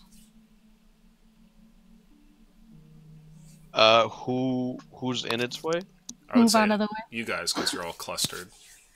I would I guess if I'm closer to Kalik, I would move forward, and maybe the rest of the guys move back. I don't know. Give it Get space. back out of the You way. guys want to move out of the way? Okay. Yeah. There's something interesting which happens. The specter moves forward, seeing you guys are there in its way, it actually pauses. It's the first time you've seen one deviate from its path. When you move out of the way, giving it clearance, the thing bows its head. It looks like a woman in like a bridal dress almost, and then just she hovers past and then disappears through the next wall. Well, this is fucking cool. I feel like this is the ultimate place where if you have a shit party that wants to fuck shit up, this will be a fucking horror house. If we respect everyone and try to do it carefully, it might become a horror house, but maybe less likely. Guys, we need to be super halal here. Nice. I guess we'd group up and keep going. Okay. You guys keep going and eventually get towards that ladder. There's nothing above you. This is just where it begins, and it travels straight down. Does it seem pretty set into the stone or the brickwork? Ah, yes. It appears to be so. It is metallic rungs that are pierced through the stone. I'll still not really trusting of it. I'll look at Arillo. He's probably a lot heavier than I am. Why don't I test it out? Alright. Unless you'd prefer Edgar. You know what? Fuck it. And I'll just hop on the ladder. Make my way down. Snap! Okay. Yeah, follow the leader down. You get onto the ladder, and it seems sturdy. Alright. I'll start making my way down. Okay. you start to go down the rungs of the ladder, and the rest of you standing there in the hallway watch as Kalik disappears into that hole there. Slowly, rung by rung, he starts to make his way down into the tube. I'm following after he goes down a few rungs. Okay. You go down. Who's next? I'll go I'll down. go- Oh. Okay. Okay. And then leaving Annie and Tidge up there. Ooh, spooky ghosts! Kalik, you're already I'll down go. there, and by the time that you can hear above you the sounds of your allies' boots landing onto the rungs of the ladder, you also notice something else. Who is it who has light? Because you threw away your torch, Edgar. Did you get a new one? He lit a new one. Okay, yeah, keep track how many torches you have. It might be relevant. And you've lit another one, so there's a bit of light casting around where you are, Kalik, from up above. You see something which looks like an engraving there, and of course there it is. It's the first level, so you have a little bit of a ways to go. Probably like another 50 feet down. You just keep Let's going. ignore. I'll still wait for Oh. everyone to kind of catch up. Nice. Okay. Let's ignore all the infinity stones in this tomb, sorry, and get the plate and fucking get out. You would also notice, Kalik, that behind you is something that you could step off from. In this tube here, there is a hallway behind that extends into some sort of other crypt. I'll just kind of cursory glance just in. I won't step in, but Okay. This portion appears to be deserted. Unlike the other areas where there were ghouls and spirits moving back and forth, this is just an empty crypt. somehow that kind of puts my danger senses off the charts. That's worse. That's even worse. Something even more spooky in there. Yeah, I don't want to mess with that, so just staying put, waiting. Okay. You three are down the ladder, and Tidge and Annabelle, who's going next? He wants to know who gets possessed. Oh, I was gonna send Tidge down because he seems to be injured more. So Push me Did you down. just push him into the ladder? no, I was gonna ask him, but like, No, Would that's you fine. like to go down? Will his limbs even work with ladders? I mean, I Just do have tie 'em Featherfall, off but and I he'll only fall have down. two spells. Sir, does your crypt have one of those old people chairs that go down the stairwell? Skeleton shakes his head. No. No. Yeah, just Yeah, I'll go Annabelle, down tie a next. rope to him, tie a rope around your waist, and then climb down. Okay. And As just you get go every and rock. grab a hold of the ladder here, Tidge, you look over your shoulder for a moment and you see something. There's a specter behind Annie that she doesn't seem to have noticed. It hovers there, looking over her shoulder. Does it seem to have... like, what's it doing? Just hovering there? Yeah. Annie, there's a ghost behind you. I don't know what it's doing. I'll turn around. When you turn around, you see this thing. It looks like a humanoid figure there in drab robes that have tons of moth holes and whatnot. And it just kind of stares at you. Most of his face appears to have been gone. Even though he's a ghost, he looks like the spectral representation of a zombie whose body has long since decayed. Its head hangs on a tilt and looks at you. Kind of like mimicking what we did earlier about stepping aside for that lady. Maybe I'll just step to one side if I'm in his way. Okay. You step to the side, and the thing moves forward and moves towards you, Tidge, and stares at you. Am I still on, like, the top rungs? You are. Alright, I'll hop back and let him go, I guess. Or try and get out of his way again. Okay. You move out of the way, but the thing doesn't seem to be interested. Instead, it turns towards you. Good God. There's a sound that comes with it. This thing is ghostly, but you can still hear the creaking of like joints and rotting flesh moving together as it turns its head and gazes at you with what look to be white fish eyes. You hear what sounds like a strange moan or exhalation that comes from it. If I move out of the way, like if I move back up the hallway a little bit, does it just follow me? No, when you step out of the way, it doesn't. Instead, it turns to face you there, and then a moment later starts to float to close the distance. At this point, it gets quite close, like it's about to touch you. If it tries to touch me, I'll duck out of the way, or try to anyways. Okay. You go to duck out of the way as this thing extends a hand towards you, and when you do, it pulls back its hand and then turns around and fades through the wall. What if it just wanted to be friends? It just wanted to touch you. Dude, imagine it touched you and Illusion said, "You are no longer injured." Boom! I don't think, given his last interaction with an undead creature, he would really want to. I said boom! I know. I think it's more likely he'd get another one and then just turn to dust. Right? Boom! Alright, you guys are probably right. But I'll always think, just maybe. What do you suppose that was about? Did you see it tried to grab me? Right, maybe we should get out of here as soon as we can. Yeah, I think that's a good idea. I'm gonna keep my eyes peeled for the creepy specter guy. Okay. Tidge, you hop back onto the ladder and disappear down into that darkened tunnel. And then, Annabelle, you're staring at the specters. They go drifting past. Nothing strange, though. Well, beyond Okay. what's going on around you. I'll head down the ladder. Okay.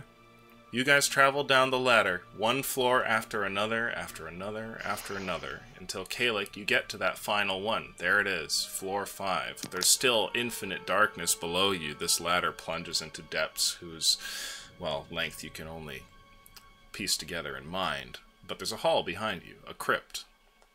Do you want to disembark here? I will. Okay. Oh shit. You step off into a room shaped kind of like this.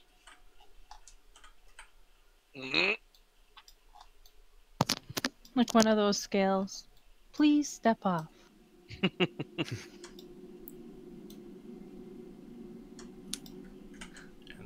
That would be a great prank gift to get somebody. Oh They no, my just- grandpa had one because he was blind, so it talked to you. And it literally said, it's like, please step off. And then, because you had to wait for it to, you had to wait for it to turn on, and if you stepped on it before it turned on all the way, that's what it would tell you. No. And yeah, that was the joke. My dad said it's telling you that you're too fat. Of course. Great. I mean, super rude to fuck with a blind guy, but swap it out for one that just says, oh, for fuck's sake. damn, bitch! 1% at a time, please. Yeah. Shit. To the field with all the other buffalo, please. Damn, boy! Damn, boy, he thick! Thick ass boy!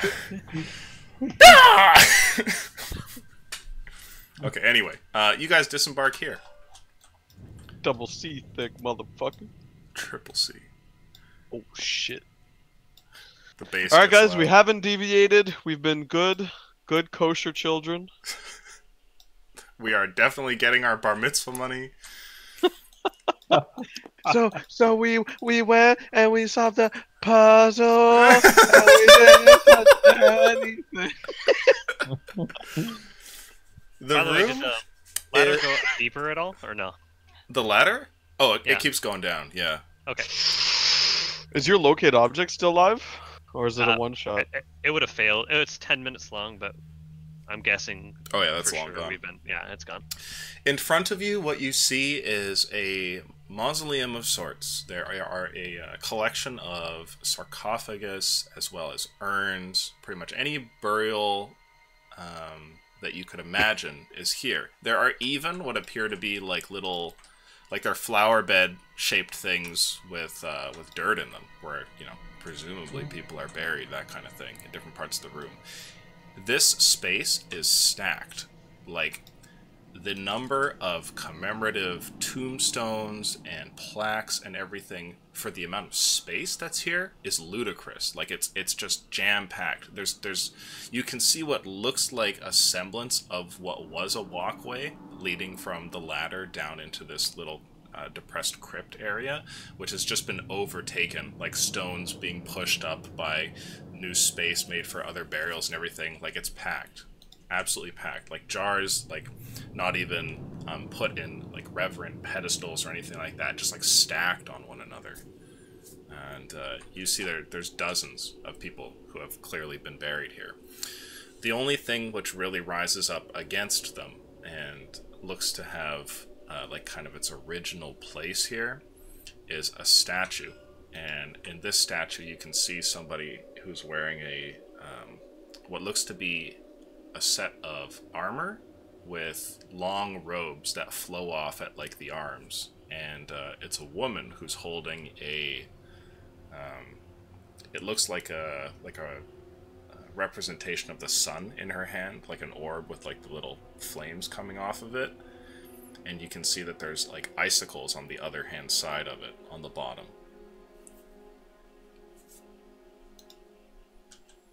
Any significance there? You can roll religion if you have it. I think I do. Would it... I know you haven't said anything about the Icy Dawn. Did you say I didn't know anything about that, correct? You didn't know anything about it, yeah. Okay. That is a 22. 22. I've run out of coffee. The biggest travesty. What you see in front of you is, oh god, what's the word? I love it. Iconoclastic. That's what you see. It's a representation of like a sun priestess, and somebody has changed key things about her. So like you've seen statues like this in different halls to like Salon, that kind of thing, like his priests that would work there, immortalized in stone. It's like one of those, but they've altered key things. The sun has grown icy with these long icicles kind of pulling off of the bottom hand, and instead of the robes that you would see, they've been replaced with like a set of armor, and there's only like small trappings of that ceremonial robe left. So it's like somebody has taken, let's say in modern times, like a very popular representation of Jesus, and then changed key things about it that would never fly with that group. Blasphemy. Exactly.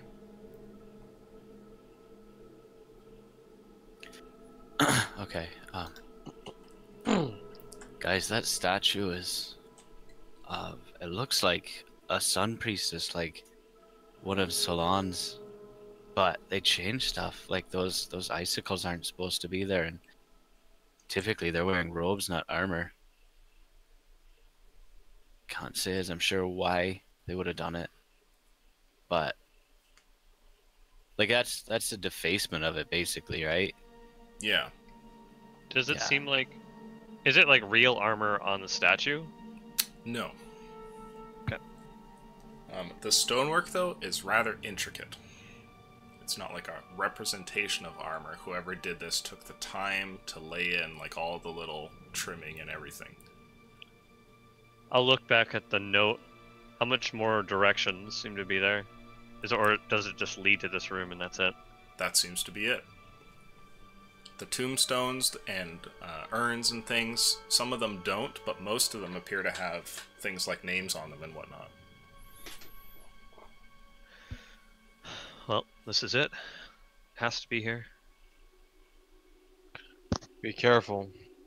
We don't want to take anything that isn't ours. And I'll start looking around for the Lyle family crest. Maybe you start there, see if I can find anything. Okay. You look around, trying to find the Lyle family crest, and this does not prove to be a difficult task. It's not your uncle's that you find, but instead some other long-forgotten family member there, whose grave lays in the corner. There's a tombstone coming out of what looks to be a bit of grave dirt here, and you see...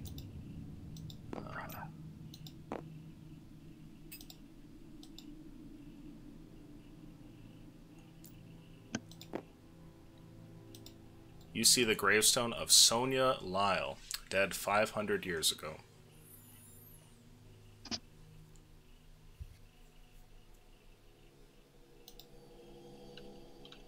I'll just put a hand on the tomb and whisper a prayer, not to Metri necessarily, but more of like a remembrance, just a thank you. Make a wisdom roll, please. Sure. How high up is the top of the tunnel? Like where we came from? You guys are like 50 feet down, probably. It's just Could I straight wisdom. Yep. 17. Okay. What's up, Titch? Oh, I was gonna see if I could send the owl up and just perch on like the top rung. Oh, definitely. Yeah, you could watch that hallway. So I'll just sit here. No It'll be up ghouls seem to come towards you. It's just the specters moving past, and you just kind of No watch them. ghouls allowed. Okay. Over here, Edgar, you lean down and say a generic prayer for the dead. And when you do, there's a strange feeling that comes over you. It's not like divinity. You've been blessed enough to have had conversations or signs from Metri, and you know what it feels like when a god has his, powerful Hell gaze yeah. trained on you. However, this is different. When you kneel down here and go to speak a prayer, what you call into existence is like a reverberation. You feel like your prayers go far in this place almost. And as soon as you're cognizant of that and thinking about it, you're interrupted by what looks like a ghostly figure that starts to come out of the grave dirt.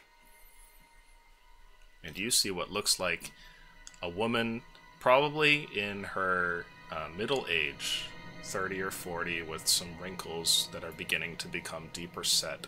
And she is wearing what looks like chainmail over her body, which is not in good shape. There's holes here and there, and you see what looks like a cluster of arrows in one of her sides as well. And the top half of her body kind of lifts up slowly out of the grave dirt, and then her head tilts up, and from like bed hair that's all over the place with huge patches missing as well, she looks at you and just stares. Sonia, sorry for interrupting what I hope is a good rest. I was just laying my signs of respect for a fellow family member. She looks at you and says, "You're not my son." No. He No, has I not came come much yet." after.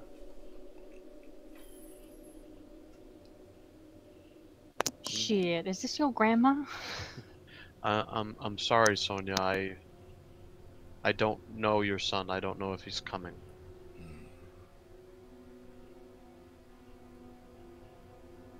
Do you know anything about the Icy Dawn? She smiles towards you and then holds up a finger and says, "Shh."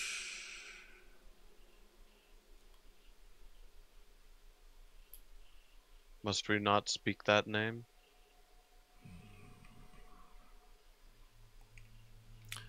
You ask strange questions. If you see my son, Lyle to Lyle, tell him I'm still waiting. and then she just fades from existence. Her specter just pulls away into a mist that disappears into nothing. That could have gone way worse. I'd like, if possible, to... Actually, I don't know if she would like this as a member of the Icy Dawn. I'll do it anyways as a sign of respect. I'll take a candle from my backpack and put it at the base of the tomb and light it. Sure. The little flickering flame lashes out there and puts a little glow into that corner. And I'd like to put some incense in my censer and start just bringing it around as I explore the room. Okay. As you do so, you get that feeling again, like your actions seem to have a lot of weight here. Now, as Edgar does this, what are you guys doing? I know, Tidge, you're kind of keeping a watch, so you can hear things around you, but your vision is very much on the hallway, trying to see if anything weird happens. I'm deafened as well. Right. Oh, okay. So you're just watching the hallway. So anyone that's not Tidge, I guess, what are you guys up to? Oh, I'm gonna enter the main area here. Sure. I would Check hold it my out. hand up to try to stop Aurelio Okay. and just point to Edgar and just kind of gesture just to wait. All right. I'll take And a then- step back. And I'll just remain standing at the center entrance here and just watch Edgar. That's true. If anyone's respectful of ancestors, it would be Aurelio, eh? So what do you want to do next there, Edgar? I'll go around, kind of investigating, I don't want to say the backside of the statue. I'm not checking out her ass, but, just kind of seeing if there's any other details, while I head towards what I presume is my uncle's tomb. Sure. The ass is fat, as you would suspect, of such an icy cult. But no, you don't see anything else. Dope. I will put my hand on this tomb again, and this time I'll just say, Uncle Adric. Ah, so you've managed to find your uncle. He's over here near the back wall, not in one of the plots of dirt, but instead in one of the I gotcha. sarcophagus set into the wall there. And you go ahead and put your hand down, and when you call for him, you see your uncle's specter shows up again. Slowly, he rises out, and you see he steps as though there's no stone above him, and his upper portion just phases through it, and then kind of moves over to the side like somebody getting off of a doctor's bed, and then stands next to you and looks over at you. I'll kind of beam him a smile. Good to see a friendly Lyle. It's been rare as of late. Nephew, it's time. You're here. I mourned you back in Soulsland. I'm sorry, I didn't realize you were entombed here. Everybody dies. Although, sorry, go ahead, Uncle. It's good that you've come.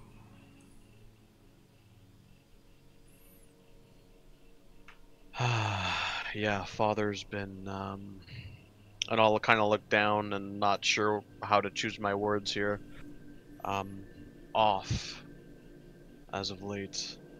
Been looking for a bit of guidance, if I'm being honest. That's unfortunate. Brother's not perfect. I really did try to see if there was any redemption to be found in him, but Metri seems to be resolved that there is nothing left in that man. You really have taken it up with that god, haven't you? I'll smile.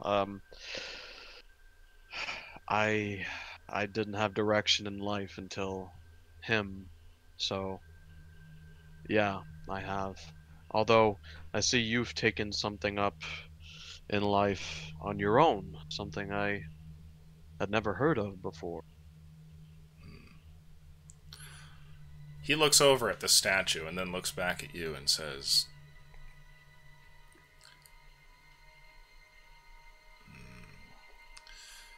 my religious life is limited, as you know, but I do think that Metri has some good things to teach, mainly keeping a promise. Being swift about it is good too. Some of us have had to wait a long time. Some of us are still waiting.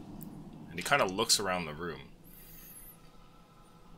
I spoke to one of our ancestors, Sonia, who unfortunately is one of those poor souls. She was before my time.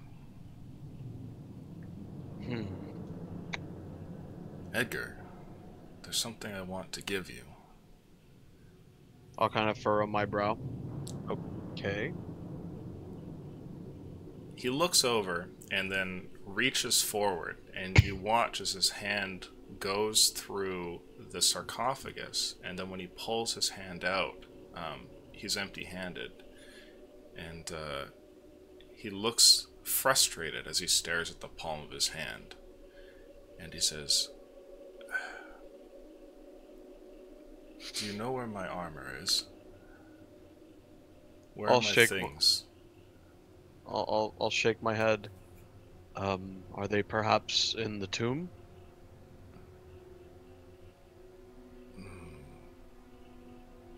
I'd hope so.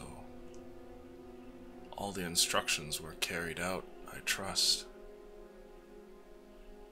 I don't know how, but Jem, of all people, has proven to be a beacon in what has been dark times for us, so he told me to come here and visit you. If those are the instructions you speak of, then yeah, here I am.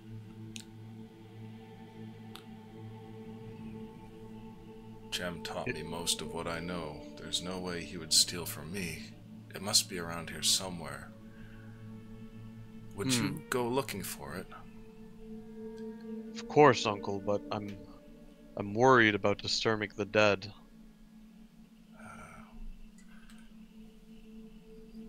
You won't disturb the dead here, as long as you're cautious. I'll nod. I guess we'll start with your tomb and see where else I could find it if not here. It should be there. I'll kind of just giving him a solemn nod and putting my my censer down here of incense. I'll see if I can wrench this fucking thing open. The lid is a large and stony piece, which takes some time to shuffle over. During that time, this specter turns and faces the gang over here in the hallway. Do you guys do anything in response? He just looks at you. Bow my head. Just chilling. I have no idea what's going on. Blissfully unaware. Kalik, Arillo, you guys doing anything? I'm gonna be looking down towards the ground, like twiddling my thumbs if I know what that is yet. Okay. I'll just take a candle of my own and light it and just hold it. Okay. He looks at you guys and then turns back. You slide the thing off there, Edgar, and see his body.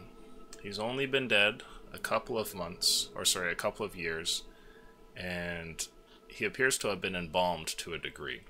A good amount of wrapping placed over his body, which curiously ends at the neck, leaving his face still there for show, and it is rotted away and is, well, it's not really recognizable.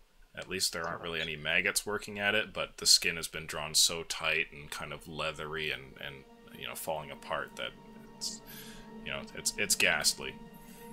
But there, in the tomb, you can see the components of his armor laying about. There's that black plate that your uncle always used to wear. Well, Uncle, here it is. He looks over and stares at it. You note how slow his motions are compared to how spry your uncle was in life. And he says, "Ah, there it is. Edgar, please take this as a gift from me to you. There's nothing worse than seeing something of value rot away."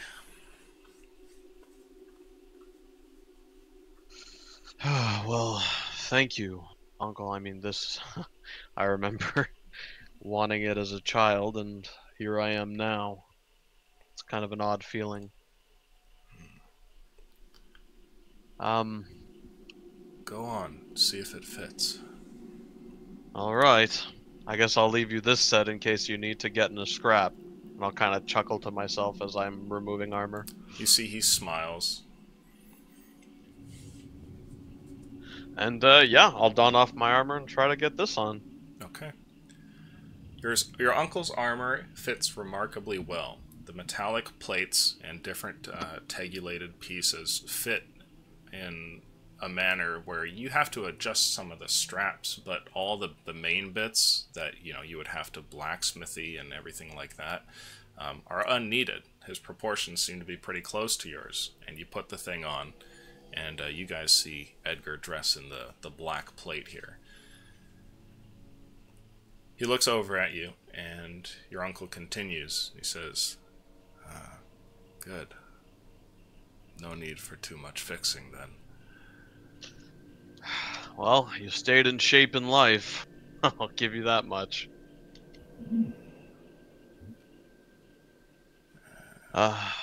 Is there anything else? Yeah, of course, Uncle. Go ahead.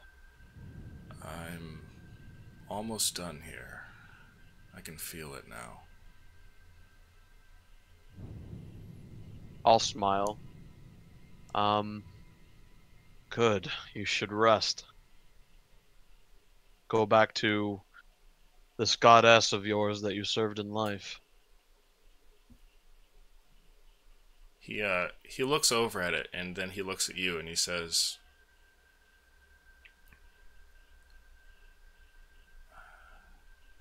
"Edgar,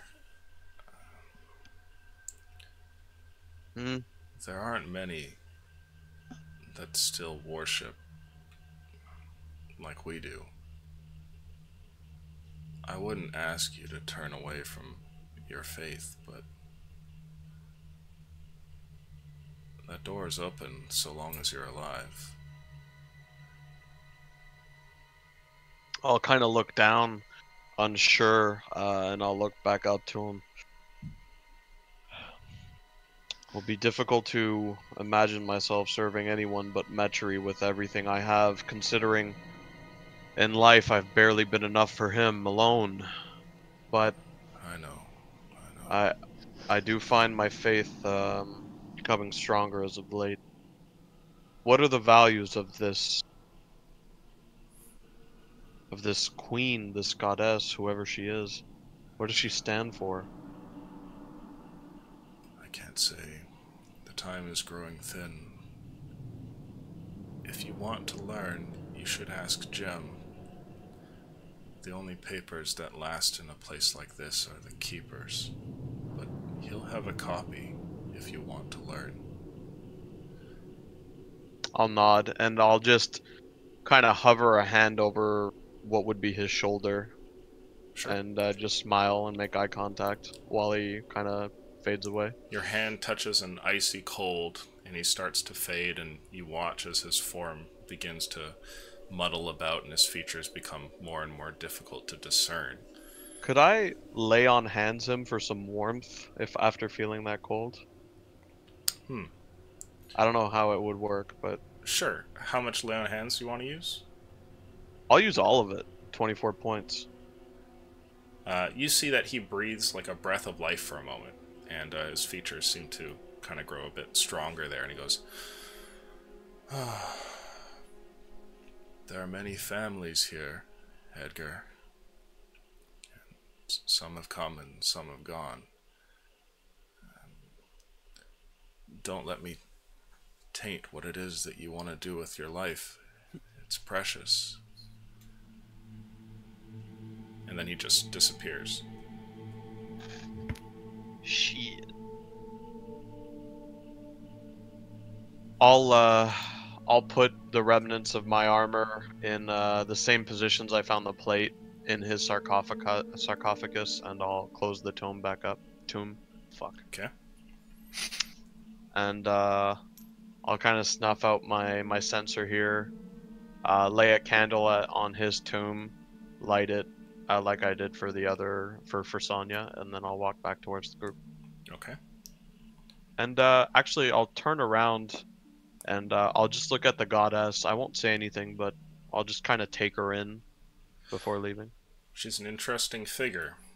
Clearly wearing only small remnants of robes, maybe 10 or 20% of what a priest would have, and instead she looks like she's equipped for war with all the trappings that you would see on somebody who's ready to go into battle, save for the fact that she has no weapons at her side. The only thing she could possibly use in that respect maybe being this sun that she wields, the icy thing in her hands. There's no sword, no shield, no spear. Okay. And I'll just kind of give it a nod, and I'll look back to the rest of the group. Well, that's done, and without the need for bloodshed. Thank you guys, really. You're welcome. No action from the ghouls and ghosts. You would have done the same for us?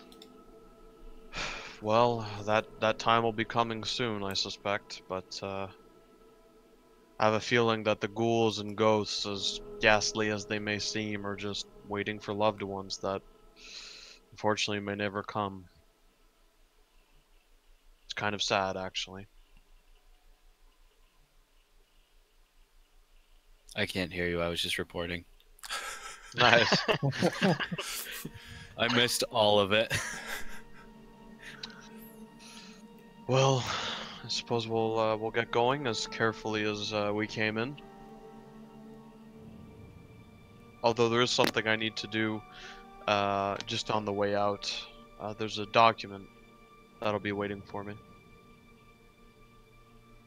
And I'll look back to the Icy Dawn. Is there a symbol or something that's on the base that's loose that I could pick up as a sign to the library or to the records keeper that I'm looking for a related document? It doesn't look like it. It's all a complete statue. Okay, I'll take down a piece of paper then and kind of draw her, Okay. and I'll roll that up then. Alright. You guys Wow. collect yourself here at the crypt. What's that, Tidge? Oh, well, while I was while I was staring out, I didn't want to interrupt Edgar's thing there. I've assumed that at a certain point I would have realized that nothing was going to happen. Could I have been paying attention to see if I could see that that one ghost that tried to touch me or tried to interact with me? Oh, And if he pops up at all, just kind of pay attention to what he was doing. sure. You can roll luck. The spirits seem to come and go at random here. Nah, 6. You're supposed to use the filthy slut die, you guys. Come on. I It's can. bad luck.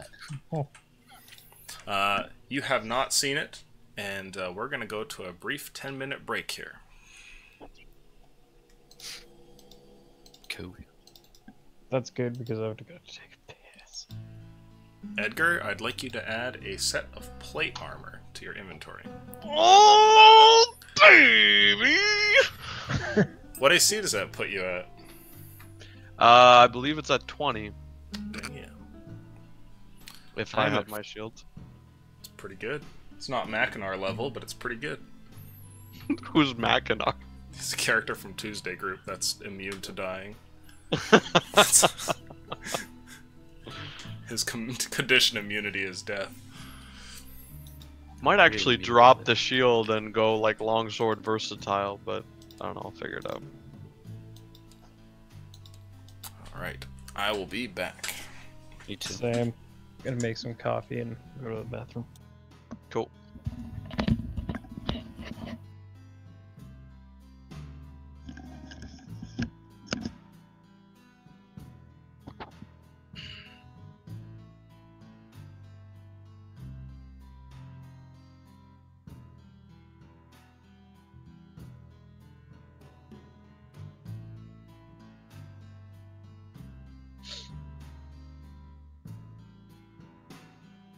What the fuck?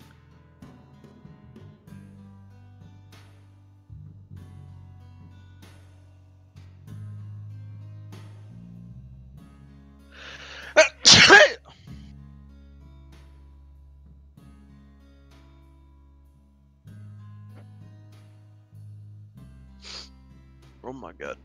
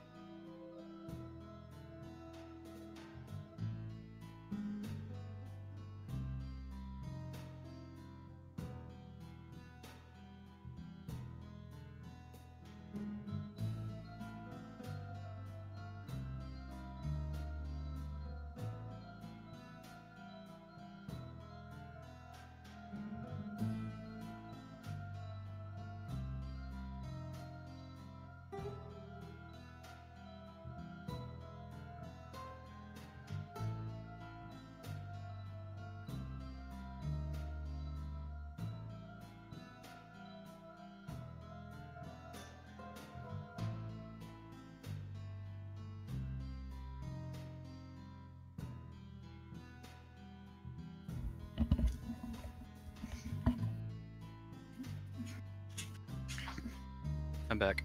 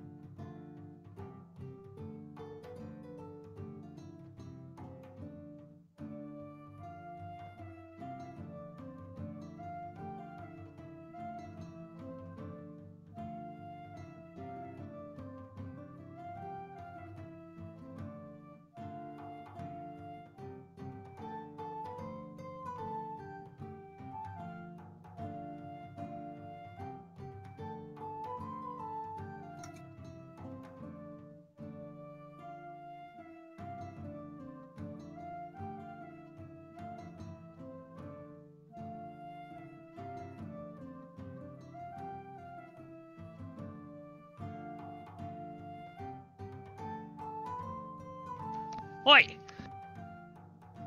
What's up?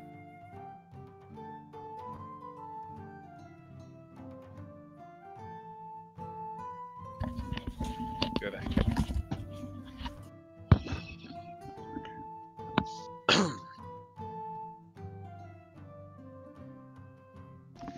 Oh my god, we were like this close from brute forcing shit. No. That would have been bad. It would have been impossible. Yeah, holy shit. Hey, let's just go down, because imagine how fucking long it would have been. Like, there might be, what, 8 floors with, like, 4 different rooms per floor, per hallway? That's ridiculous. Yeah, we wouldn't have had the directions, so we would have. Oh, this is the first little offshoot. Let's go in this first floor. Well, Well, fuck.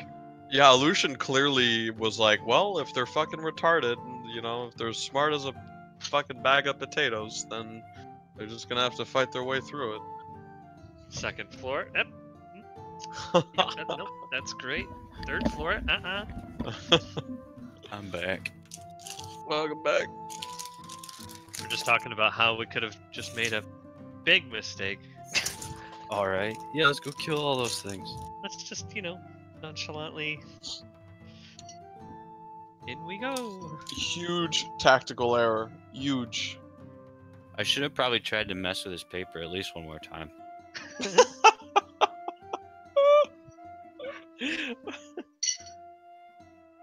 Oh shit.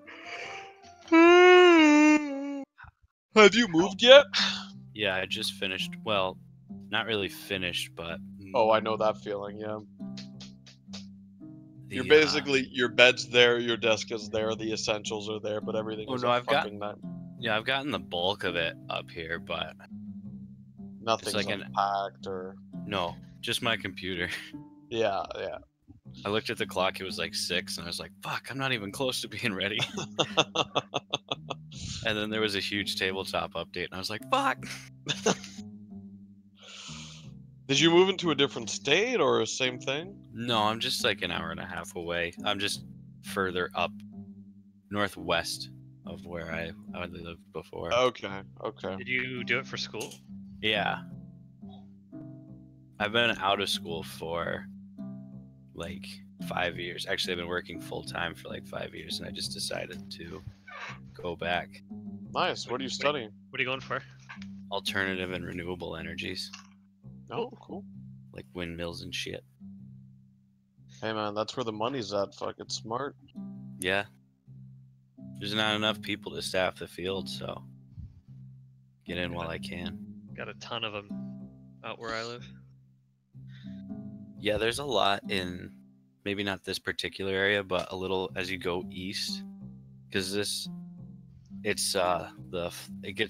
state gets a lot flatter the closer you get to the St. Lawrence River Valley, or in the St. Lawrence River Valley. So there's a lot of them. Not a whole lot in the mountains. solar panels too. I mean, are going to be a huge one. It's everywhere. That's Steve's bag. Oh, is He's it? all over that. To a degree, anyways. He'll tell you all Oh. about it. He's a little more of an electrician, but Oh, okay. Between the two of you, you'll be saving the planet in no time.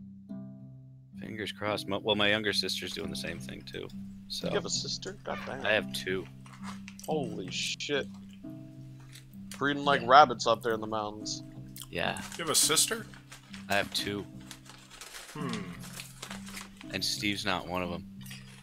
Hmm. Nor is he here to defend himself. No. Although I really hope his mic is muted and he's like, fuck. Yeah, no, it was my older sister, then a year, and then me, my brother, and then my younger sister. 1 year Okay. apart, so The gender sandwich. yeah. It was always, here's my older sister, my younger sister, oh, and they're the boys. They'd get introduced by name, and then we were just the boys.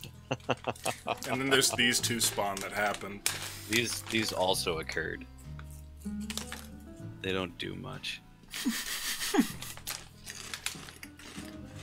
That was so sad. So yeah, I think once I get my, if ever I get my Oath of the Crown, I think I'm gonna drop the shield and go, Big Dick Plays. Lucian, we were this close to making a big mistake. Just brute forcing it. In we go. First level, not there. Second level, yep, nope. Oh, we're already dead. Be honest, did you think we were gonna solve that quickly? Not at all? What were your thoughts? I thought you would have done it faster than you did. Yeah, that's 100%. You can only solve so many puzzles. Yeah, man, you're puzzled out. Don't worry about it. You're good for like another 8 months of no puzzle solving. You're still basking in the glory of previous puzzle solves. Well, because it wasn't so much. I mean, the puzzle, we were totally off, so that was amazing. But it was also the fact that there was a serious time crunch. Like our survival was at stake, Mm-hmm. Oh yeah, I mean that whole thing protected us from Theo. Hey, by the way, you're getting bad dreams about a horde of demons flying towards you. Just FYI. Fuck! Can I shoot one out of the sky? Remember, what did I use to shoot that fucking crow? Did I throw a dagger at disadvantage or some shit? Is it that, or was it just your short bow or something? I didn't have a bow as Carrick. No. I had a hand crossbow. Oh, I think that's what it was. Yeah, the hand crossbow from the Underdark, but I don't think I had that by then. Because we were outside when I shot that thing. That was And way before the Underdark. I may have had a different hand crossbow. I must have. Yeah, I'm pretty But, sure you bought one and then you found another one later. Oh, yeah, from those, That dead guy. the rooftop ninja motherfuckers that ambushed us in the alley. So I had two, and then I sold one. Right before I forgot all my cantrips. Right. So I'd like to cast this, then this, then this. We're like, how many cantrips do you have, dude? Well, all of them, right? Shit. No. This is how the spellcasting chart works. Oh shit. Oh, the cantrip's known thing. As in what you. Oh, okay. Okay. I was casting the cantrips I understood as well.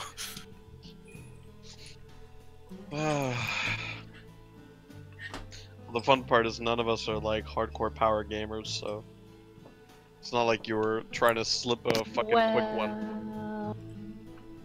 Well, you weren't with us at the time. No, not me.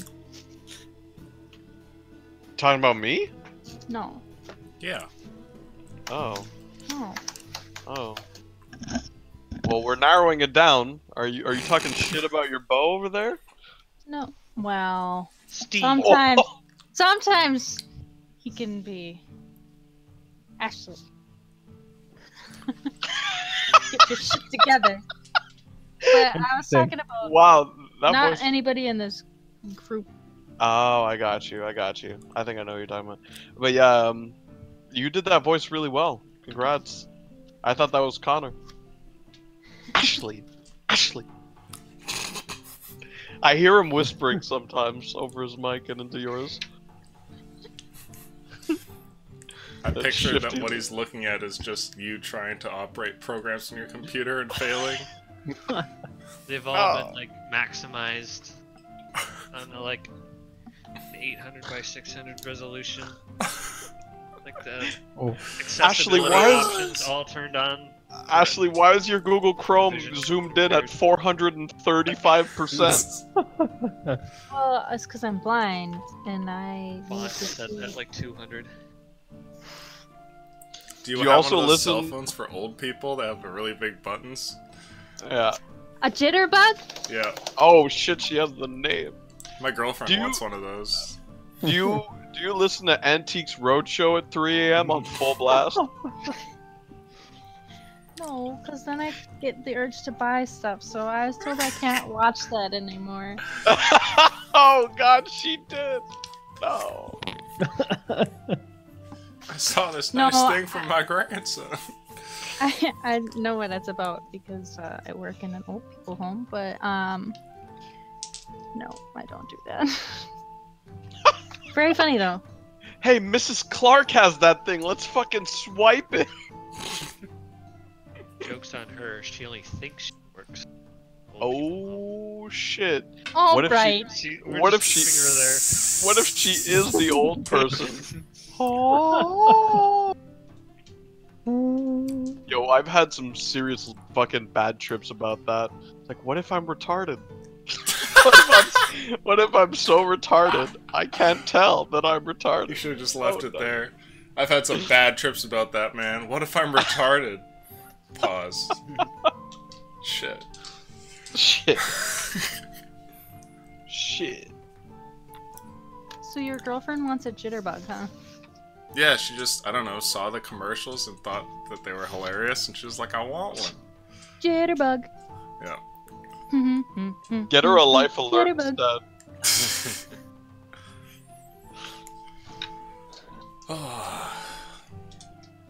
Well, I think we're good here. You guys Can I set? help you? Are you watching me? I would say so. All good. Oh. Alright. Oh. No, none of that. She's about to jizz to the Israeli flag, I think. To the Israeli flag? Is that what you just said? Yeah. Scroll. I'm painting a scroll while I play D&D, because, Sounds like you're operating a shake weight. well, I have to shake my paint. Nah. Is that what the kids are calling it these days? You just hear in the I background, believe it. Ashley! Ashley! You stop it. Alright. Okay, we're good. We're good. We survived. Did we, though? Uh, We're Roll not luck. out yet. Roll luck, please. Fuck.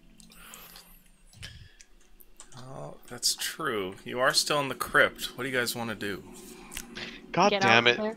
You had to do. You had to do it. Well, how else are we gonna get out? I'll look You to just- Kalik. Retrace our steps. Is Tidge okay? He's just standing there. Oh, ghost or ghoul activity. Oh, he's good.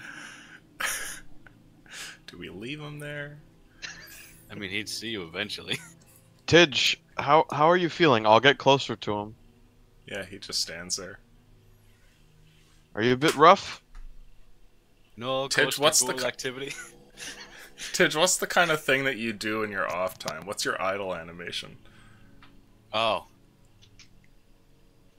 I don't know. This guy probably rubbing my temples at this point. Okay. The floss dance from Fortnite. That's what he It's does. just the, no, it's the Peter Griffin when he's talking to Buzz Killington. The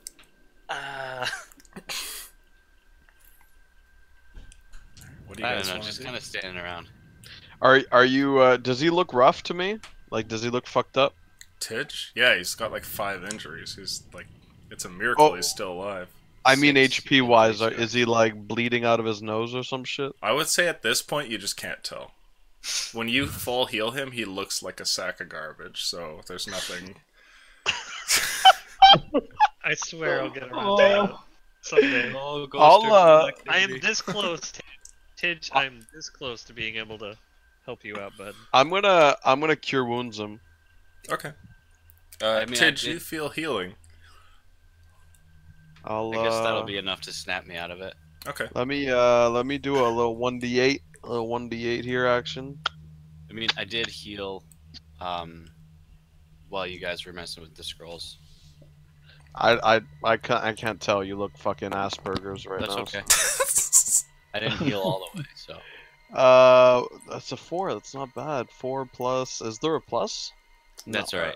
That Your takes me spell to mod. Oh, my spell mod. Oh shh. No, that can't be right. That's my attack mod. Yeah, it should be lower. It's with not proficiency, just like charisma. It doesn't matter. The 4 Oh, brought okay. me to full. Okay, well you got healed for 7, so a little 3 of extra. That little 3 takes me out of it. Nice. There's no ghost or ghoul activity. I'll, Whoa. Edgar. I'll pop my visor up. Not bad, eh? That's impressive. It looks like I missed something. Yeah, well, let's hope this ladder supports me. Okay, like you want to go first? Sure. What did I step on? What is that? Ninja Legos. They're everywhere. That was a fork, and I bent the prongs up. So Why do you have forks on your floor? it's a plastic fork, and I didn't know it was there. Remember, he's basically a fucking big ol' Frenchman laid back in a lazy boy with a half-eaten poutine with nothing but a towel on. And you're curious why there's a fork on his floor? I put shorts on now. Oh, yeah? No t-shirt. Don't get too classy. Is it a shirt where they have, like, the pattern of a tuxedo on it or whatever? No, but close.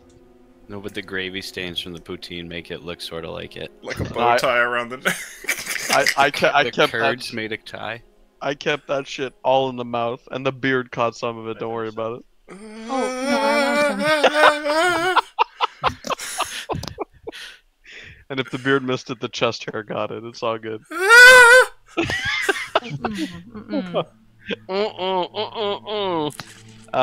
Okay. Right, Edgar. I'm not sure why your uncle left a fork in his greaves. Yeah, I'll head up the ladder first. Okay. Breaking that eighth wall, fuck.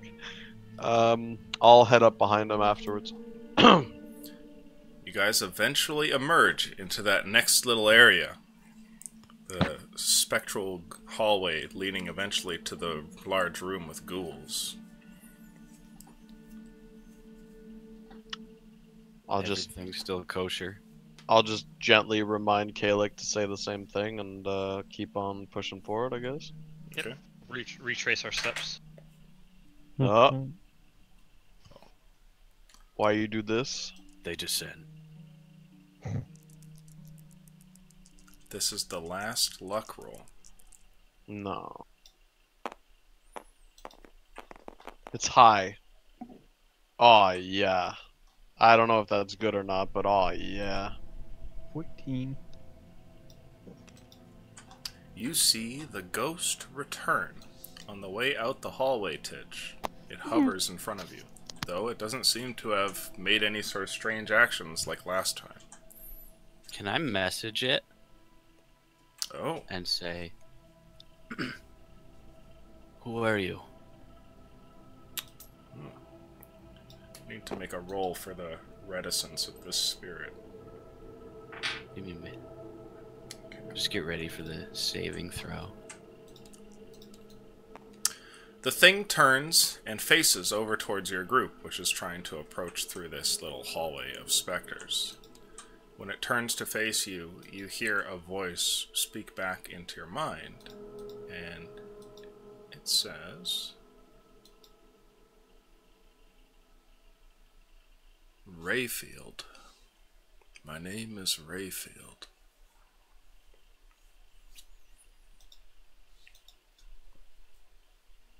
I'll do it again. Do you mind speaking like this? I don't mind. Alright, so I'll just keep it up.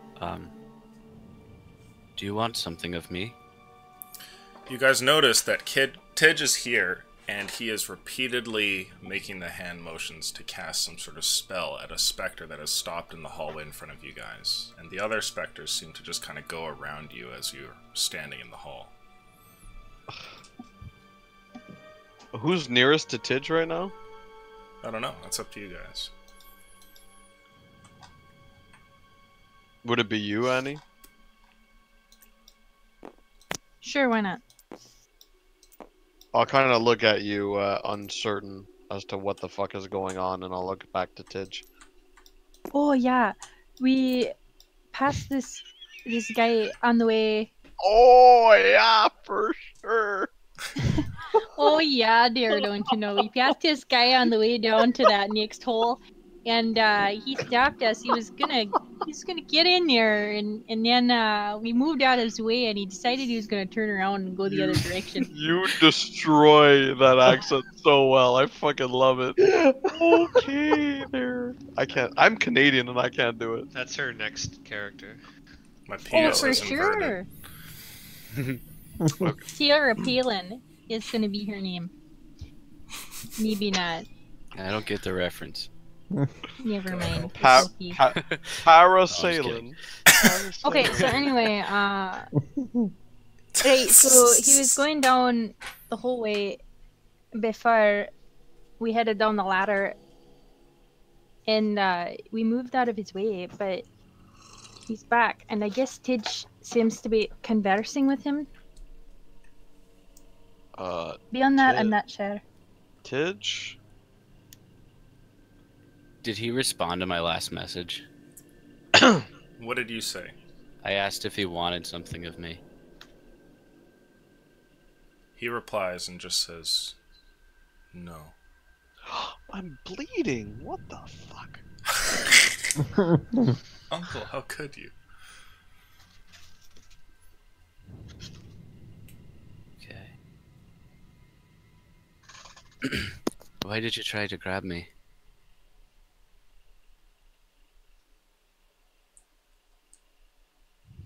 He looks over and says,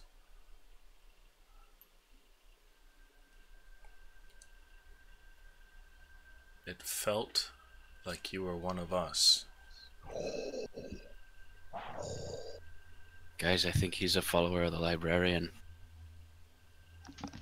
I don't know. With that many injuries, you could be considered undead.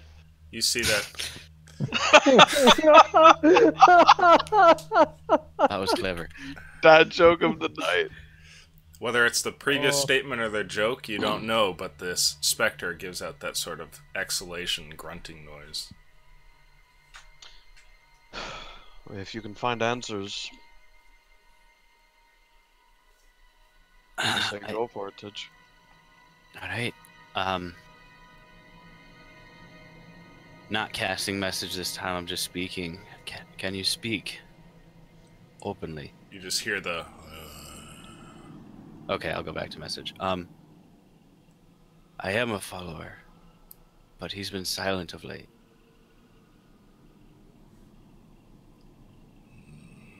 Do you know anything of him? Can you tell me anything?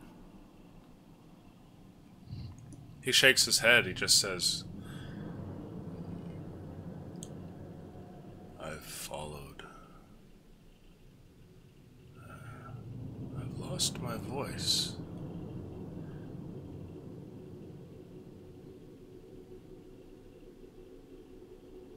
What do you mean? Literally, My I voice is gone. There was a spell in my age for such a thing.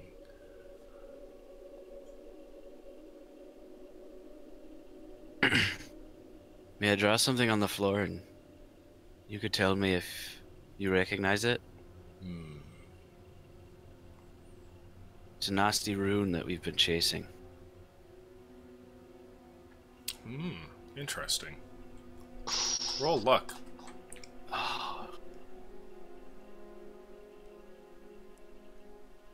Guys, remember how we almost survived a nest of ghouls? Do it. Do Okay, it. 15. No, that's a 315. Is it a 315? Turn Okay. that camera. That's the I believe- tabletop special. Oh, Turn nice. that frown upside down. Come on, give him the 15 again. Oh my god! How about that? What the fuck? The thing looks up at you. How about that? It cures everything. What the fuck? And when you say, "Do you know this rune?" and scribble it down, there's no like message spell active anymore. But the thing grunts, and you see what looks like a nodding of its head.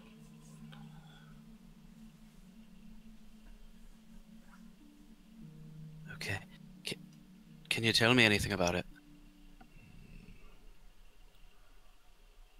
We sealed it away. Not all magic can stay on this world.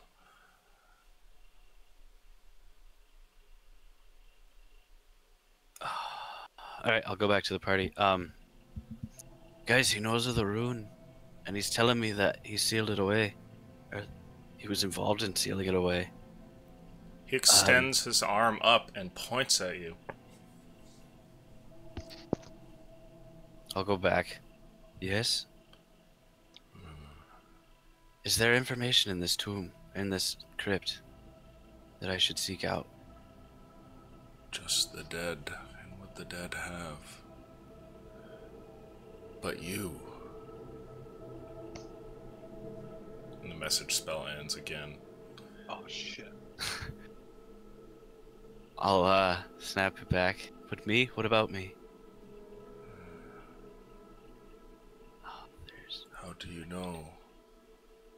Did you come before me? The rune.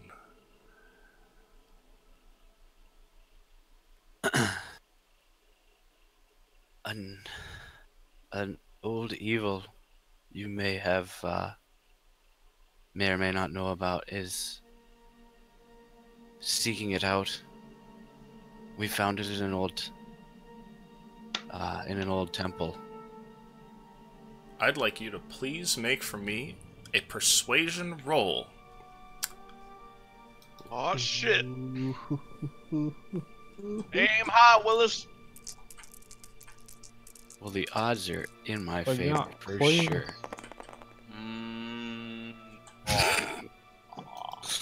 I think that's an 11 up to the top. No, persuasion is, that would be an 8. The news seems to hit this thing hard. You hear its voice return in your mind. Uncovered? Impossible. No. No. It pulls apart, and you see the specter literally dematerialize in front of you into nothing.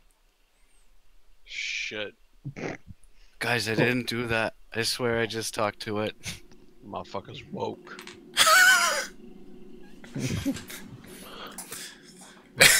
So woke he passed into the afterlife. Maybe if I was a little stronger, I could cast something like Speak with the Dead, but oh well. The magics I was using to communicate weren't exactly sophisticated. Oh. Any reaction from the specters around? Nope, they just continue to drift on. That's comforting. One of the ghouls has a baseball bat in his hand. That's nothing. JK. Fiction. Well, I guess there's not a whole lot more information we can get from him. But word that I did get, honestly, other than he knows about the rune and that they sealed it away, but we already knew that. I think I Perhaps taxed him too Wait. much. if we went upstairs and you touched a scroll similar to Edgar and you held up your holy symbol, do you think he would point you in the direction of a scroll for that spirit, like cause of death and stuff like that? I mean, It might have his name. maybe if you, I think he's more liable to try and kill me again, but We didn't know the way it operated, the way it likes to operate. I mean, I have to agree with Kayla here. If you can show provenance, undisputable, evidence that you're part of the librarian's entourage, that quill, for instance, or the pen rather, it could be enough. It's worth a try. I need to get one more scroll on my way out regarding the Icy Dawn anyways. Doesn't hurt for you to do the same. Remind me, Tidge, do you speak Elvish? no, I can just read everything. Okay. I can, if we take a little time though, I can cast comprehend languages as a ritual out of my grimoire. We might want to do that. Let's make our way back first. Yeah. Okay. You guys travel and exit the hallway and make your way through that room with all the ghouls that move about you. But they don't attack. Eventually, you're back in that main hall. Probably the safest place here. Indeed. Take my owl away, and I will. I guess I'll begin casting comprehend language as ritual, which Okay. will take. Oh, no, that's the duration. So 10 minutes and 6 seconds. Sure. While he's doing that, I'll just go back and touch actually a scroll in a different section. Ah. When you do, the Elvish comes into your mind and you recognize it as being familiar. I'll hold up the drawing of Icy Dawn. Ah, interesting. As you do so, there is a, of course, this look from the skeleton as you touch the scroll, and you feel a terrible sense of foreboding. Like if you go forward, bad things will happen. The skeleton just looks at you, though, and that's it. I'll approach closer then and show him the Icy Dawn. Okay. Like I'll hand him the paper. Roll performance for artistic skill. Oh shit, that's a good call. Alright, 1, 2, 3. Not a Jackson Pollock. Oh, it didn't fucking even go anywhere. Although, do you want to allow that roll?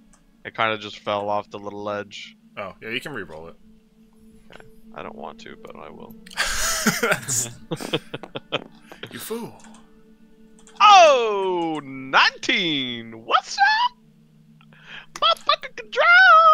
You walk over and place this thing down on the table. As the skeleton sometimes does, it reaches for it and looks at it. After a moment, it puts the thing down and pushes it back towards you. Everything it does is very slow, but it's still in motion. You watch as it takes its free hand and points towards the cluster of scrolls that you've already been to.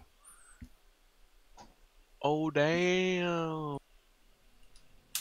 I'm gonna go back, and I'll just keep pulling scrolls while he's doing his rituals. Sure. I'll go help him and translate. Okay. Scroll after scroll, people who have died over the years. Probably about maybe like a third of them have died to freezing, oddly enough. Others, battle, it seems. A couple of diseases of the heart and things that would claim a person in old age. But it is strange to see. Meanwhile, over at the other end, Tidge, you finish casting the spell and can now comprehend languages. And they're just like stacks of scrolls, right? Like All over all the the place. cases. There's no like markers above them saying what they might be. It doesn't right? appear so. Okay. So then following their lead, I'll walk over to the case that they started at, Sure. and I'll touch touch one of the scrolls. Elvish words play in your head, and it's what your group had reported earlier. You asked for your symbols of authority. I'll pull out the pen that the librarian gave me in Aris Ren in the library, and also hope that the robes that I'm wearing, since they denote the librarian, help too. The skeleton stares at you for a moment, and then points at a different part of the wall. Guys, it worked. Toe to so. Can I reach anything? You can. Over here, towards the ground, is a small cluster of scrolls. There's not a whole lot of them. It's not like the one that Edgar was drawing from. Yours is like maybe a dozen, maybe two. And they're clearly put aside from the rest. Right. Can I grab one? Sure. Roll luck.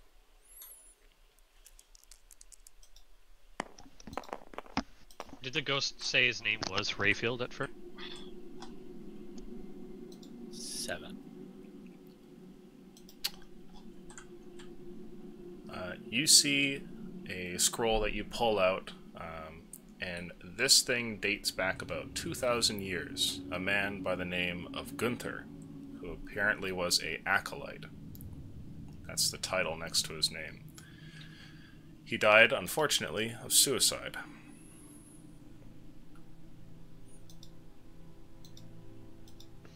Okay. I'll carefully roll it up and place it back. Sure. And then If you'd like yeah, to take I'll- another, roll the die.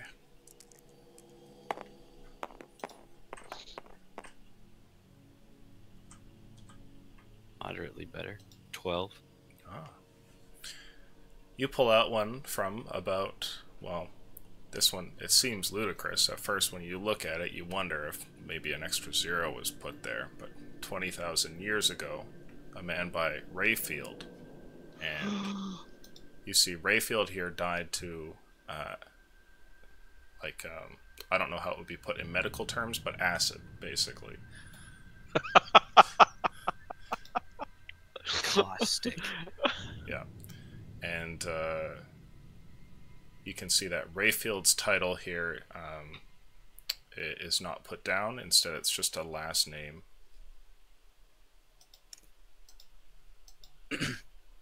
Guys, I found the scroll for Rayfield.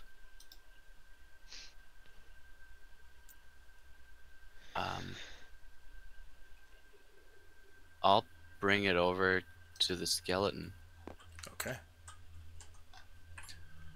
You come over towards the skeleton here, and are you handing the scroll over? Yeah, I'll do whatever I saw Edgar do before. The skeleton looks over at the scroll and then looks at you. After a moment, it rolls the thing back up and hands it to you, and you hear Elvish words that play in your head. Mercifully translated, though, you can tell what they say, and it says, Rayfield's wishes have already been fulfilled. There is nothing for you here. Sorry, librarian. I'll just not try and push my luck with him, and go and put it back where I found it. Okay. Can I draw another? Sure.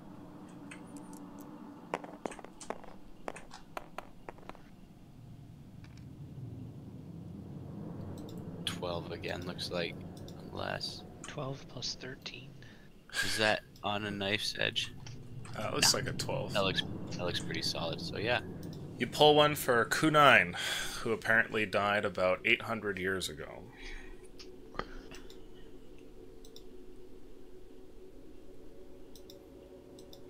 Would you like to pull another? guys, do you think there's any? How many are left? Like, there's just a dozen here, right? Yeah, you've been through almost half of them. Okay. I mean, if you guys don't mind, I'll go through. I'll just scan through the rest of these. Why not? All right. Okay. Yeah, I'll look through the rest of them. Bit by bit, you go through the rest of the scrolls.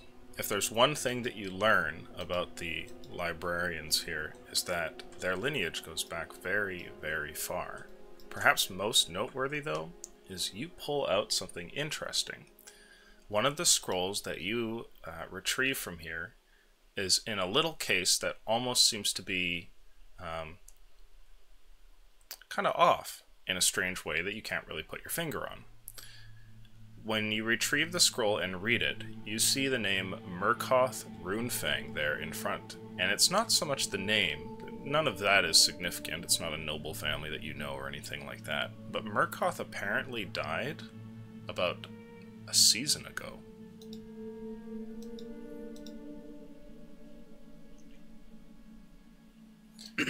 Guys, I might have something here. I'll take that over to the skeleton and hand it to him as well. Sure. I will also mention before you hand it over that his cause of death was conflagration. Oh boy. Surprising, but damn. You hand the paper over, and the skeleton looks at it for a moment, and then turns to you, and he hands it back, but not before taking a blank piece of paper and scribbling things on it.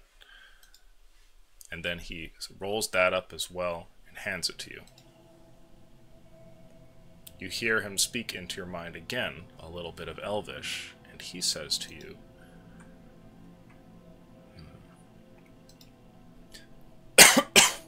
sorry, I breathed in at the wrong moment there. Fuck. This whole not having a jaw thing. Yeah. God damn. He says to you,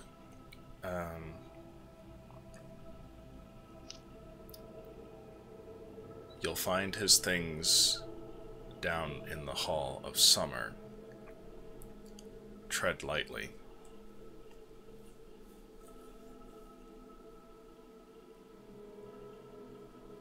Not again.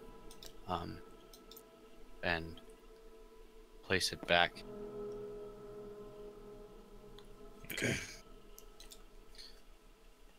Finishing up a note. I'll come back to everybody. Now, Edgar, you have been going through random scrolls, right? Yeah, trying to get any inkling besides cause of death regarding the Icy Dawn. Okay. Go ahead and roll a luck roll to see which ones you pull to find any useful information.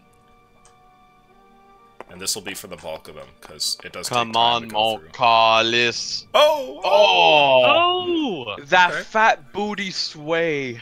Oh, thank God. Bit by bit, you go through these scrolls, and there's still quite a few to go through, as it does take time to take one of these and sift through all the information. But you do find a few interesting things, one of which is that the Icy Dawn doesn't seem to have any people who go back more than like 1,000, maybe 2,000 years in the records.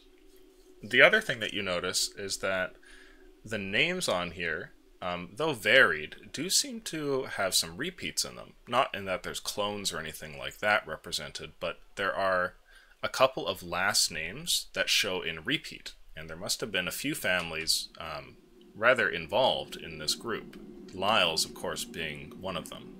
You don't see any other Lyles who are close enough to your time to be relevant in a way, other than your uncle, but you do see others from like way back who must have had some hand in this thing.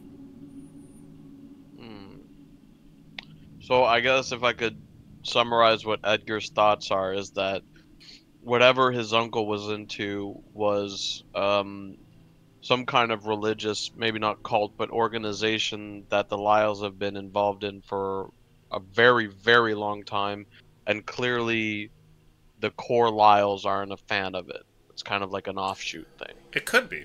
I would like you to make a roll, though. I'd like you to roll history to see if you recognize anything about the other two names. Cool. Oh shit, that's dope. 19. You actually know a little bit about both of them.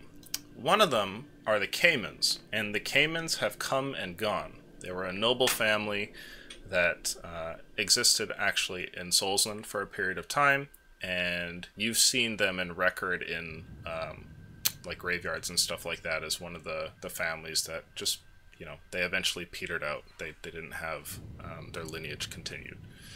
Nothing really extraordinary there. However, the other one is interesting. It's a group that you know still exists, a powerful family that has a connection to the crafting guilds. You see that the Freemason family is represented here, and you know that they're still active today.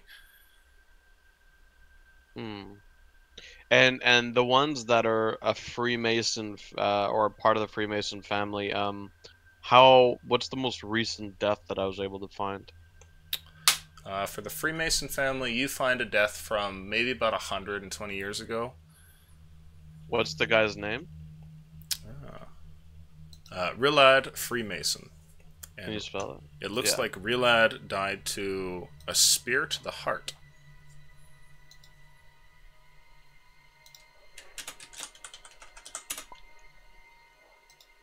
Nice. Mm-hmm. One letter off. So if I were to go after a, yeah, so Gelagron, the Res, Gelgron rather, Res, friend of an uncle, but that's not a huge family name that I recognize. The Caymans, which are long gone, and now the Freemasons. Mm-hmm. Okay. Which you know still exist out there in the world. Okay. Awesome. Well, I guess that's my next lead if I do want to pursue that. Mm-hmm. And they're like kind of one of those ubiquitous families, you know, like the Smiths sort of thing, where there's like a lot of them all over the place. Oh, I got you. Yeah. Okay. Okay. And they're more, less nobility, more, mercantile. Middle class. Yeah. Yeah. Okay. So you've come back, and Tidge seems to have found something interesting and gotten a paper of his own, it looks. Guys, I've stumbled across something pretty big. That section that he pointed me to appears to be followers of the librarian. And one in particular was Murkoth Runefang, who died about a season ago, and his cause of death was conflagration. I'll kind of raise my eyebrows. He's given me a paper and told me that he's located in the halls of summer. How far down? Can I just? What does the paper say? Does it have directions like before? It does.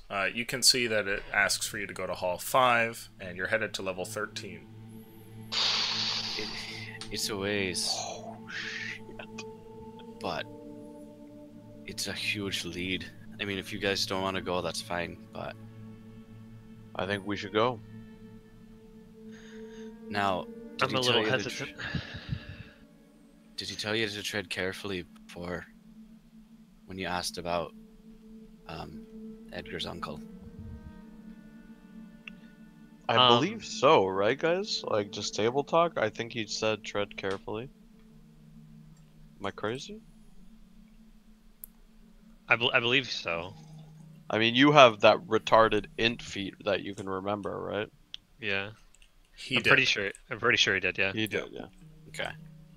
I know it's very far, but this, unlike a personal errand, which I appreciate you guys tagging along with, is something that's, well, it helps us get a clearer picture of the big picture.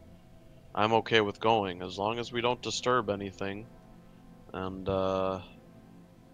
stay en route, we should be fine. I think we just do what we did before. Just climb down a few more ladders. Is few. anyone needing a rest before we go? I'm okay, but if anyone's used up any resources on the way for utilities or anything like that, we could rest here for a while. I've been trying to save things for that purpose. I've only used one spell. As have I. I haven't used any. Beautiful.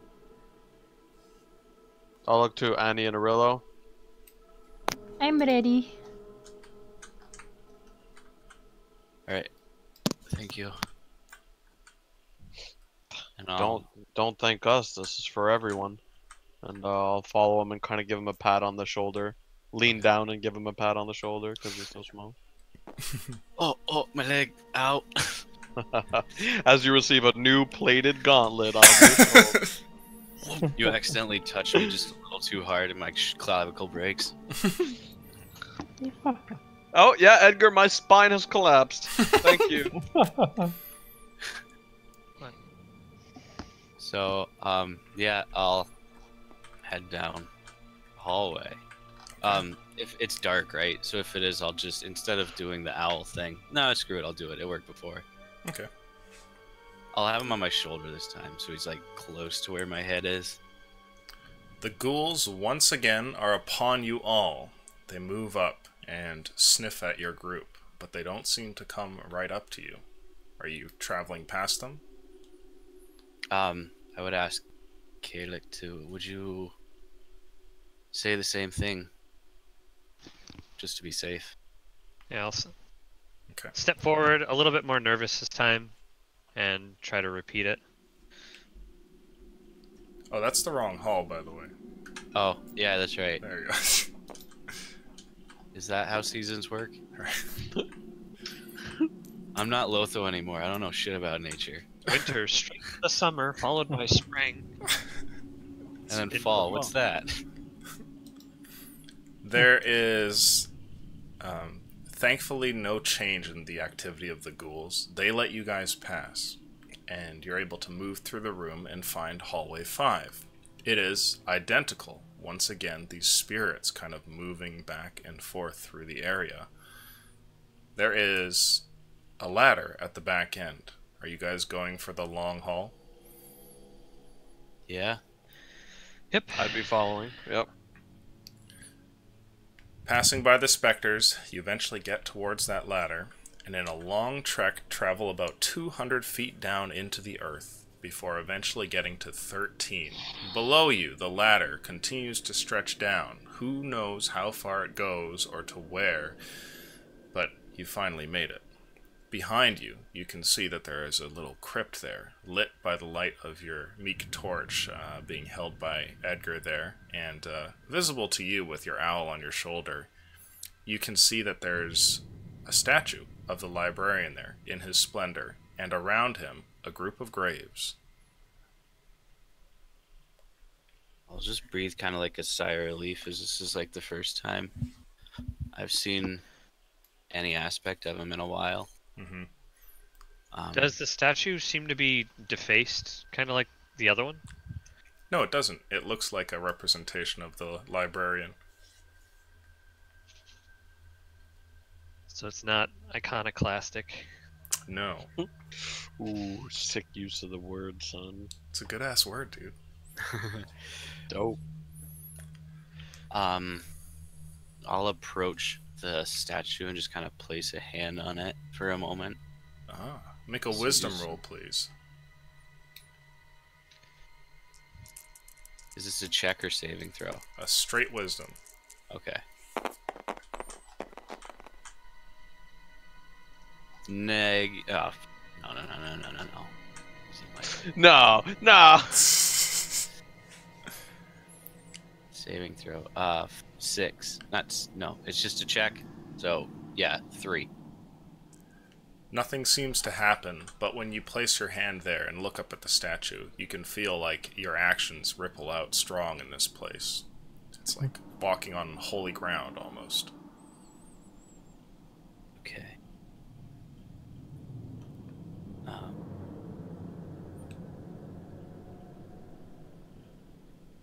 I'll just take a moment of reflection, not really doing much, just solemn. And then, are there names scrawled on these stones?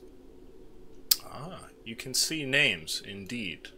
There aren't that many. It's not like the Icy Dawn where there were just clusterings of dead on dead.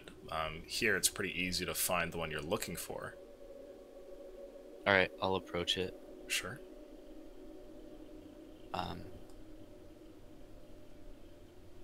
I will, holding my pen in my left hand, place my right hand on the stone.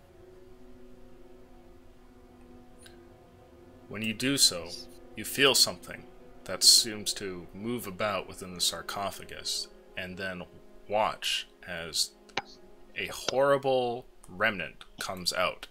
What you see in front of you looks like a charred skeleton with bits of flesh and like flaky charcoal bits all over it. The face is completely unrecognizable because there's nothing there. It's just a stump. There's like shoulders and that's it. The thing walks out and then turns and faces you. And you hear its voice and it says, "Who goes? Who goes?" A follower of the librarian. My name is Tidge. I feel that. Tidge, you must be the next then. The next. I know it. I feel it. In this place, you can know things. The next what? Am I the next target? Or surely I won't be the next librarian. Our Lord is still out there. Not yet. Not yet.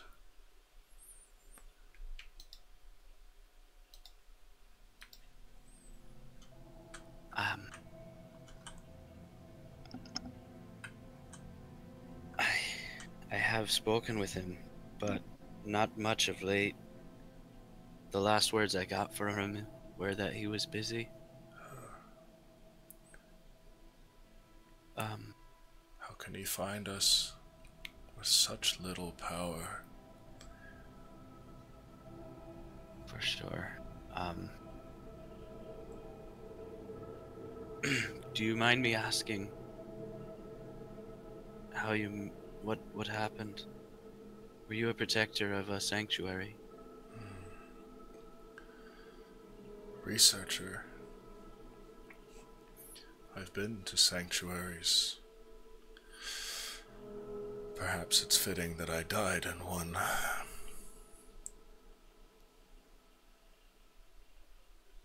Tidge, Yes. you're still alive. Yes. Barely. The necromancer did this to me. His minions. I always suspected, but I never believed.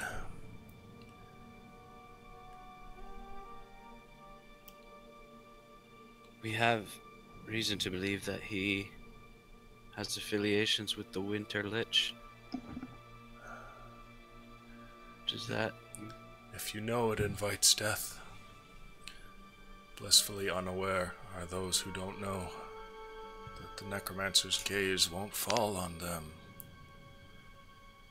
We librarians have to know.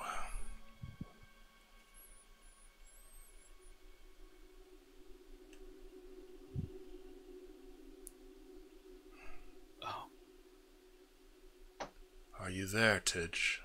An I arm am. like extends out into nothingness. I am. Good. Your words confuse me.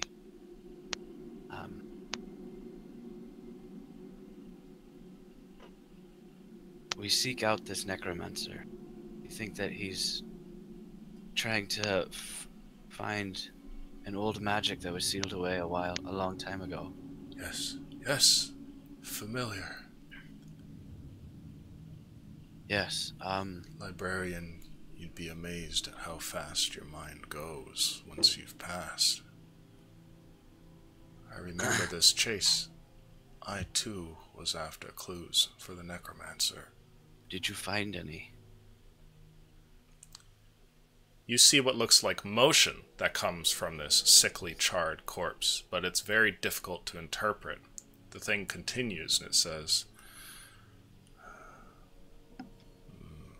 "What was on me is lost, but I had notes. Always keep notes." Do you keep many notes? Are your notes with you? Or can they be found? Or did they perish? I remember being dragged. No, my possessions are gone, Tidge. I'm sorry. But if you find my study, older things, maybe.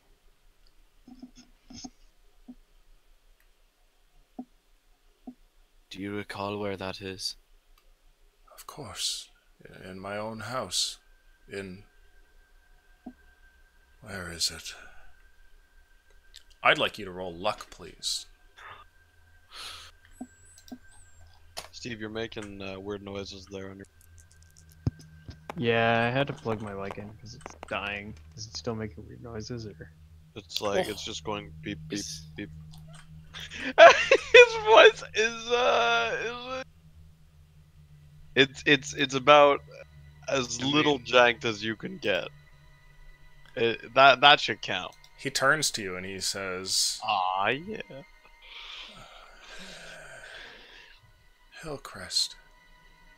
I see it now, by the water. That reminds me. My things are yours."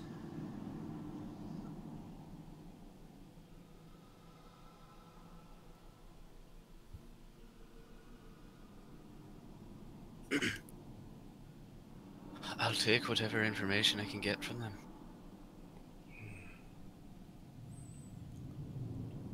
I did not have any children. There's no telling what has happened to my house. If you find anything, take it, please. There's a bond between us that beats that of any lawman who would try to seize my property. Take the notes. And be careful. There's more than just necromancer.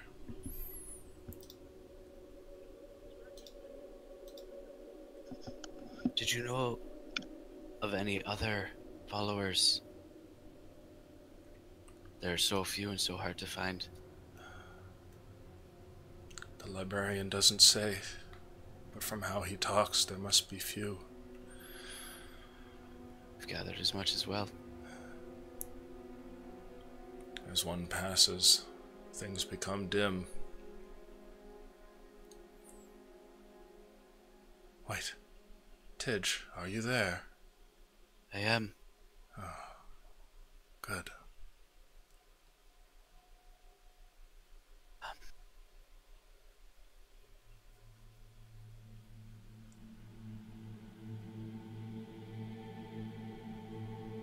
You say there's more than the necromancer. Yes. Do you recall what else? Roll luck, please. Billy, is my mic still doing it or no? I heard like a zzz before. It sounded like oh. Oh my god! Oh, counts and counts. I'm muting my mic just in case it's making noises, so. It's all good, man. Okay.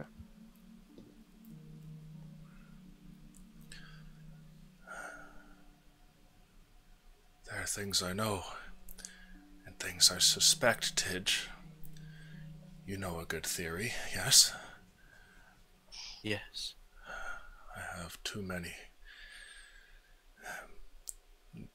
But sometimes a seed is needed before the plant can bloom properly. So many theories. I'll tell you what I know for certain. Have you taken it? Tidge? Have you... Taken what? This. I'll hold up the pen. Is this what you speak of? No, not the sword. My ring. Your ring? No. Is that in your study? Maybe. What were we speaking of? You were telling me that which you knew. You knew about more than the necromancer. A monster works alongside him. I've seen his minions, demons and devils alike, but no name. And a human wizard, more powerful than he seems. A man in the shadows. Many in the shadows. And a theory still yet to bloom. But I was close. I was so close.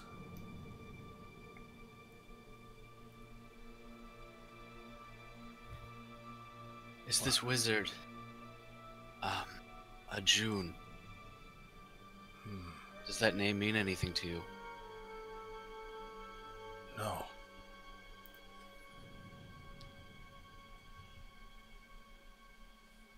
What of your ring? Does it bear some significance? My ring, you must take it. It is all I have. It is only fitting that the next take it.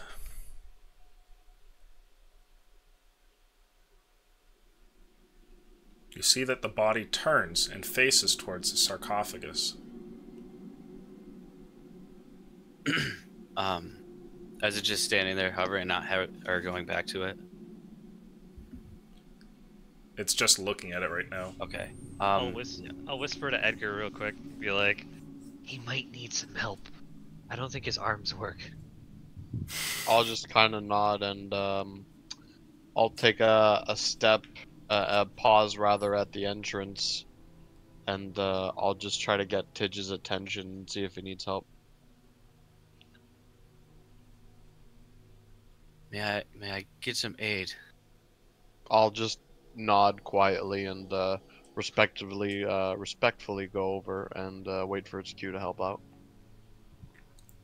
The thing continues and says, "You're weak, Tidge. Has the necromancer gotten you too?" Many things have gotten me. It's been a difficult path, perilous.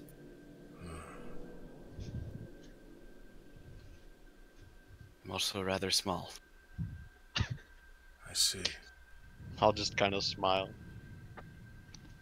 It's fading now. Would you help me, Edgar? I'll very quickly help him out, yeah. You push the top of the sarcophagus off, revealing what looks to be a pile of ash.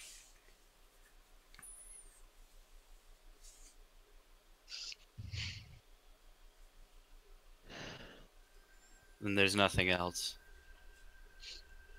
Just a pile of ash. Maybe there's something in the pile?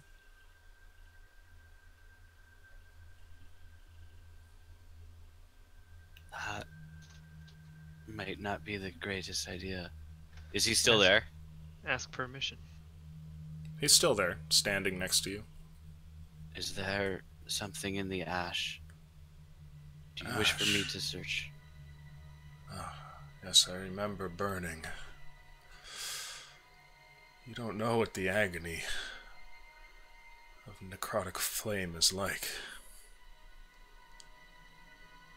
Have you found my ring? I'll search through the ash. Okay. See if his ring is in there.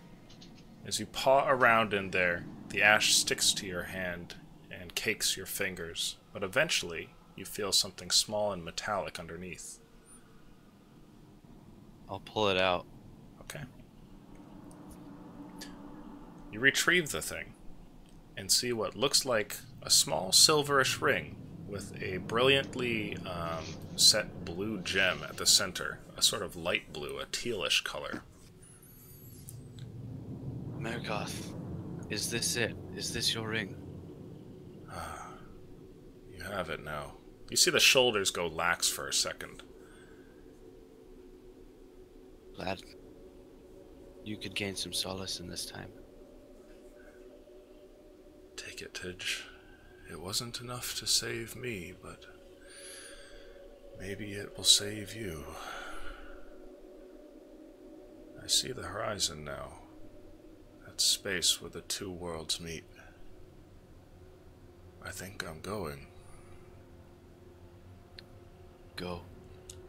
You've earned your rest. And then some.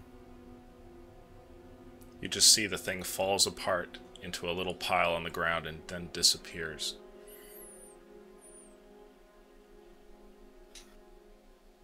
Alright, I'm going to pull the small half a stone feather from that first temple we went to, and I'll place it in his sarcophagus.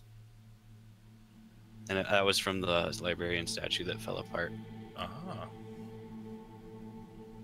Edgar, will you help me put it back on, please? I'll just nod again and help him out. Make a wisdom roll, please. Oops. Stop it. Come on, you little nuts. Oh, and there it is. That's a 1. Leaving the feather here seems right, in a way. When you look around, you can see the iconography of this group that you belong to and feel like giving something back to it is only fitting. You retrieve the ring, and Edgar helps you push the sarcophagus back into place and step back away from the thing. Alright, I'll just take one more moment of reflection at the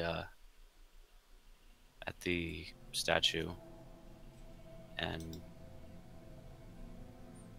turn back to the group. Actually, and I'll just hold on to the ring for now. Okay. Until we get out. Alright. Are you guys headed out? Hillcrest. Hi. Yeah, Let's go. I'd love to. The path is long. Past specters and ghouls, you eventually end up in that skeleton room once again. Are you doing anything before passing on? I'll pause next to him, just kind of bow Sure. to thank him. The keeper doesn't move. Thank him for his long, probably very long term of service. And then I'm done. He's still waiting for OP to deliver.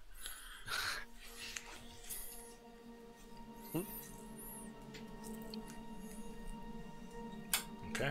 You guys step out Yeah. and travel through that tunnel, through the mass grave, and eventually emerge into that castle-y area outside. The light of some unknown day hits you all, and it's a overcast thing with a sort of grayish and bluish sky, and a cold breeze hits you with all the sort of notes and smells of nature, and it feels refreshing in a way.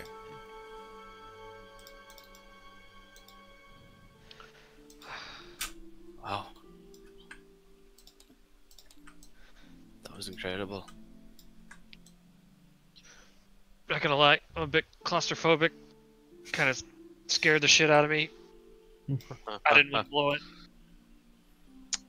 I didn't find any bees in there. Why were you so afraid? I'll pull out the little magic one and I'll push the button that makes it just jump. Oh, okay. Oh, I thought you were gonna summon it. I Dear was God! I got scared IRL. presses the Tidge wrong got button. the ring. Summon a bee demon. Thanks for the ring, Ross. Tidge, we find that your Jokes? dexterity is lacking. Please roll a luck roll if you hit the right button. On a Jokes 1 to on 5, us. you hit the wrong button. His previous groups didn't just die; he murdered them. Death Got by what bees. he wanted. This is my goal all Most of along. them. Die. I'll put the ring on. Ah. I can identify it if you'd like. Too late. Perhaps. Too late. Game over. When you put on the ring, you can feel a magical sense that runs through your body. Alright, I'll pull it off. Kayla, could you tell me what it does? I'd be happy to, and I'll just hard cast it. Identify. Sure. This item requires attunement, and you will not be able to use it immediately. It does, however, have some useful properties. Give me 2 seconds as I'm searching for something. Oh, Index cards.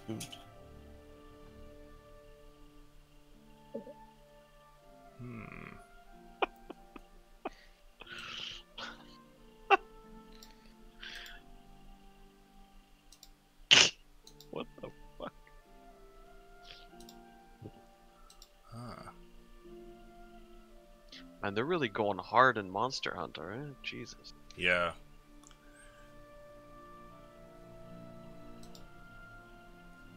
How many monsters can one kill?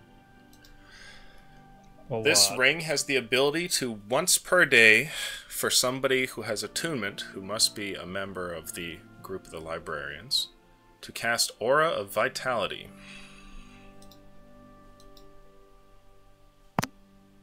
Wow. And That sounds amazing. I don't know what it is, but It's pretty good. I'm Upon about to find out. At dawn, the ring will attempt to regain a charge, and you roll a d20. And in the event that you roll a 1, the ring explodes and is gone. Oh. ooh, shit.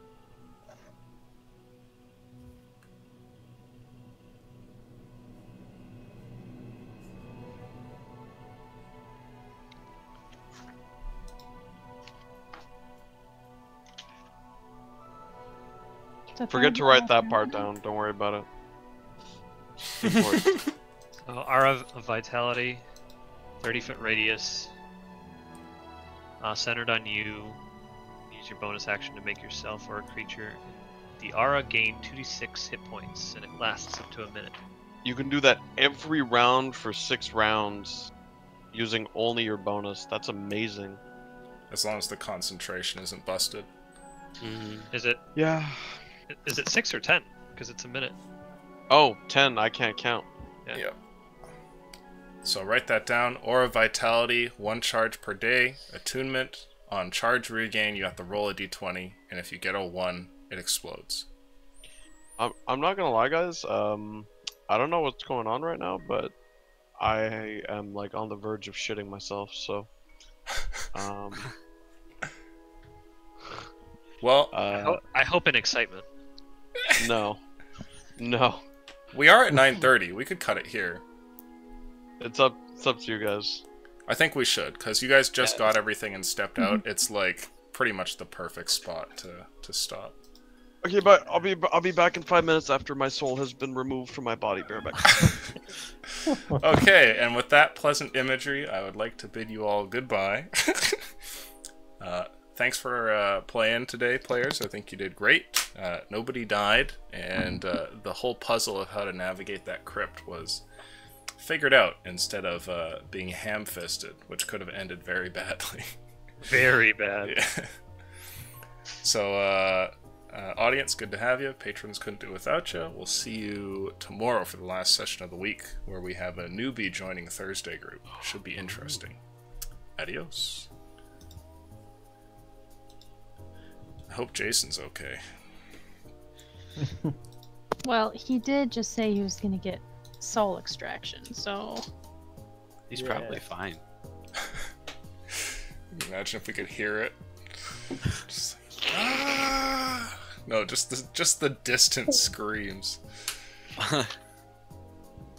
Realistically, was there any way of fighting our way through all the way down? Oh, sure, absolutely. Okay. I'm sharing something in shitposter, but is this like any better of a way to get to a gas station? What? I'm about to share it there.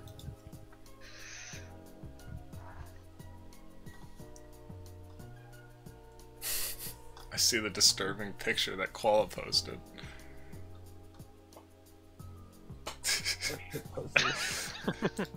I should probably kill stream before we get into things put into shitposter. Peace out, stream.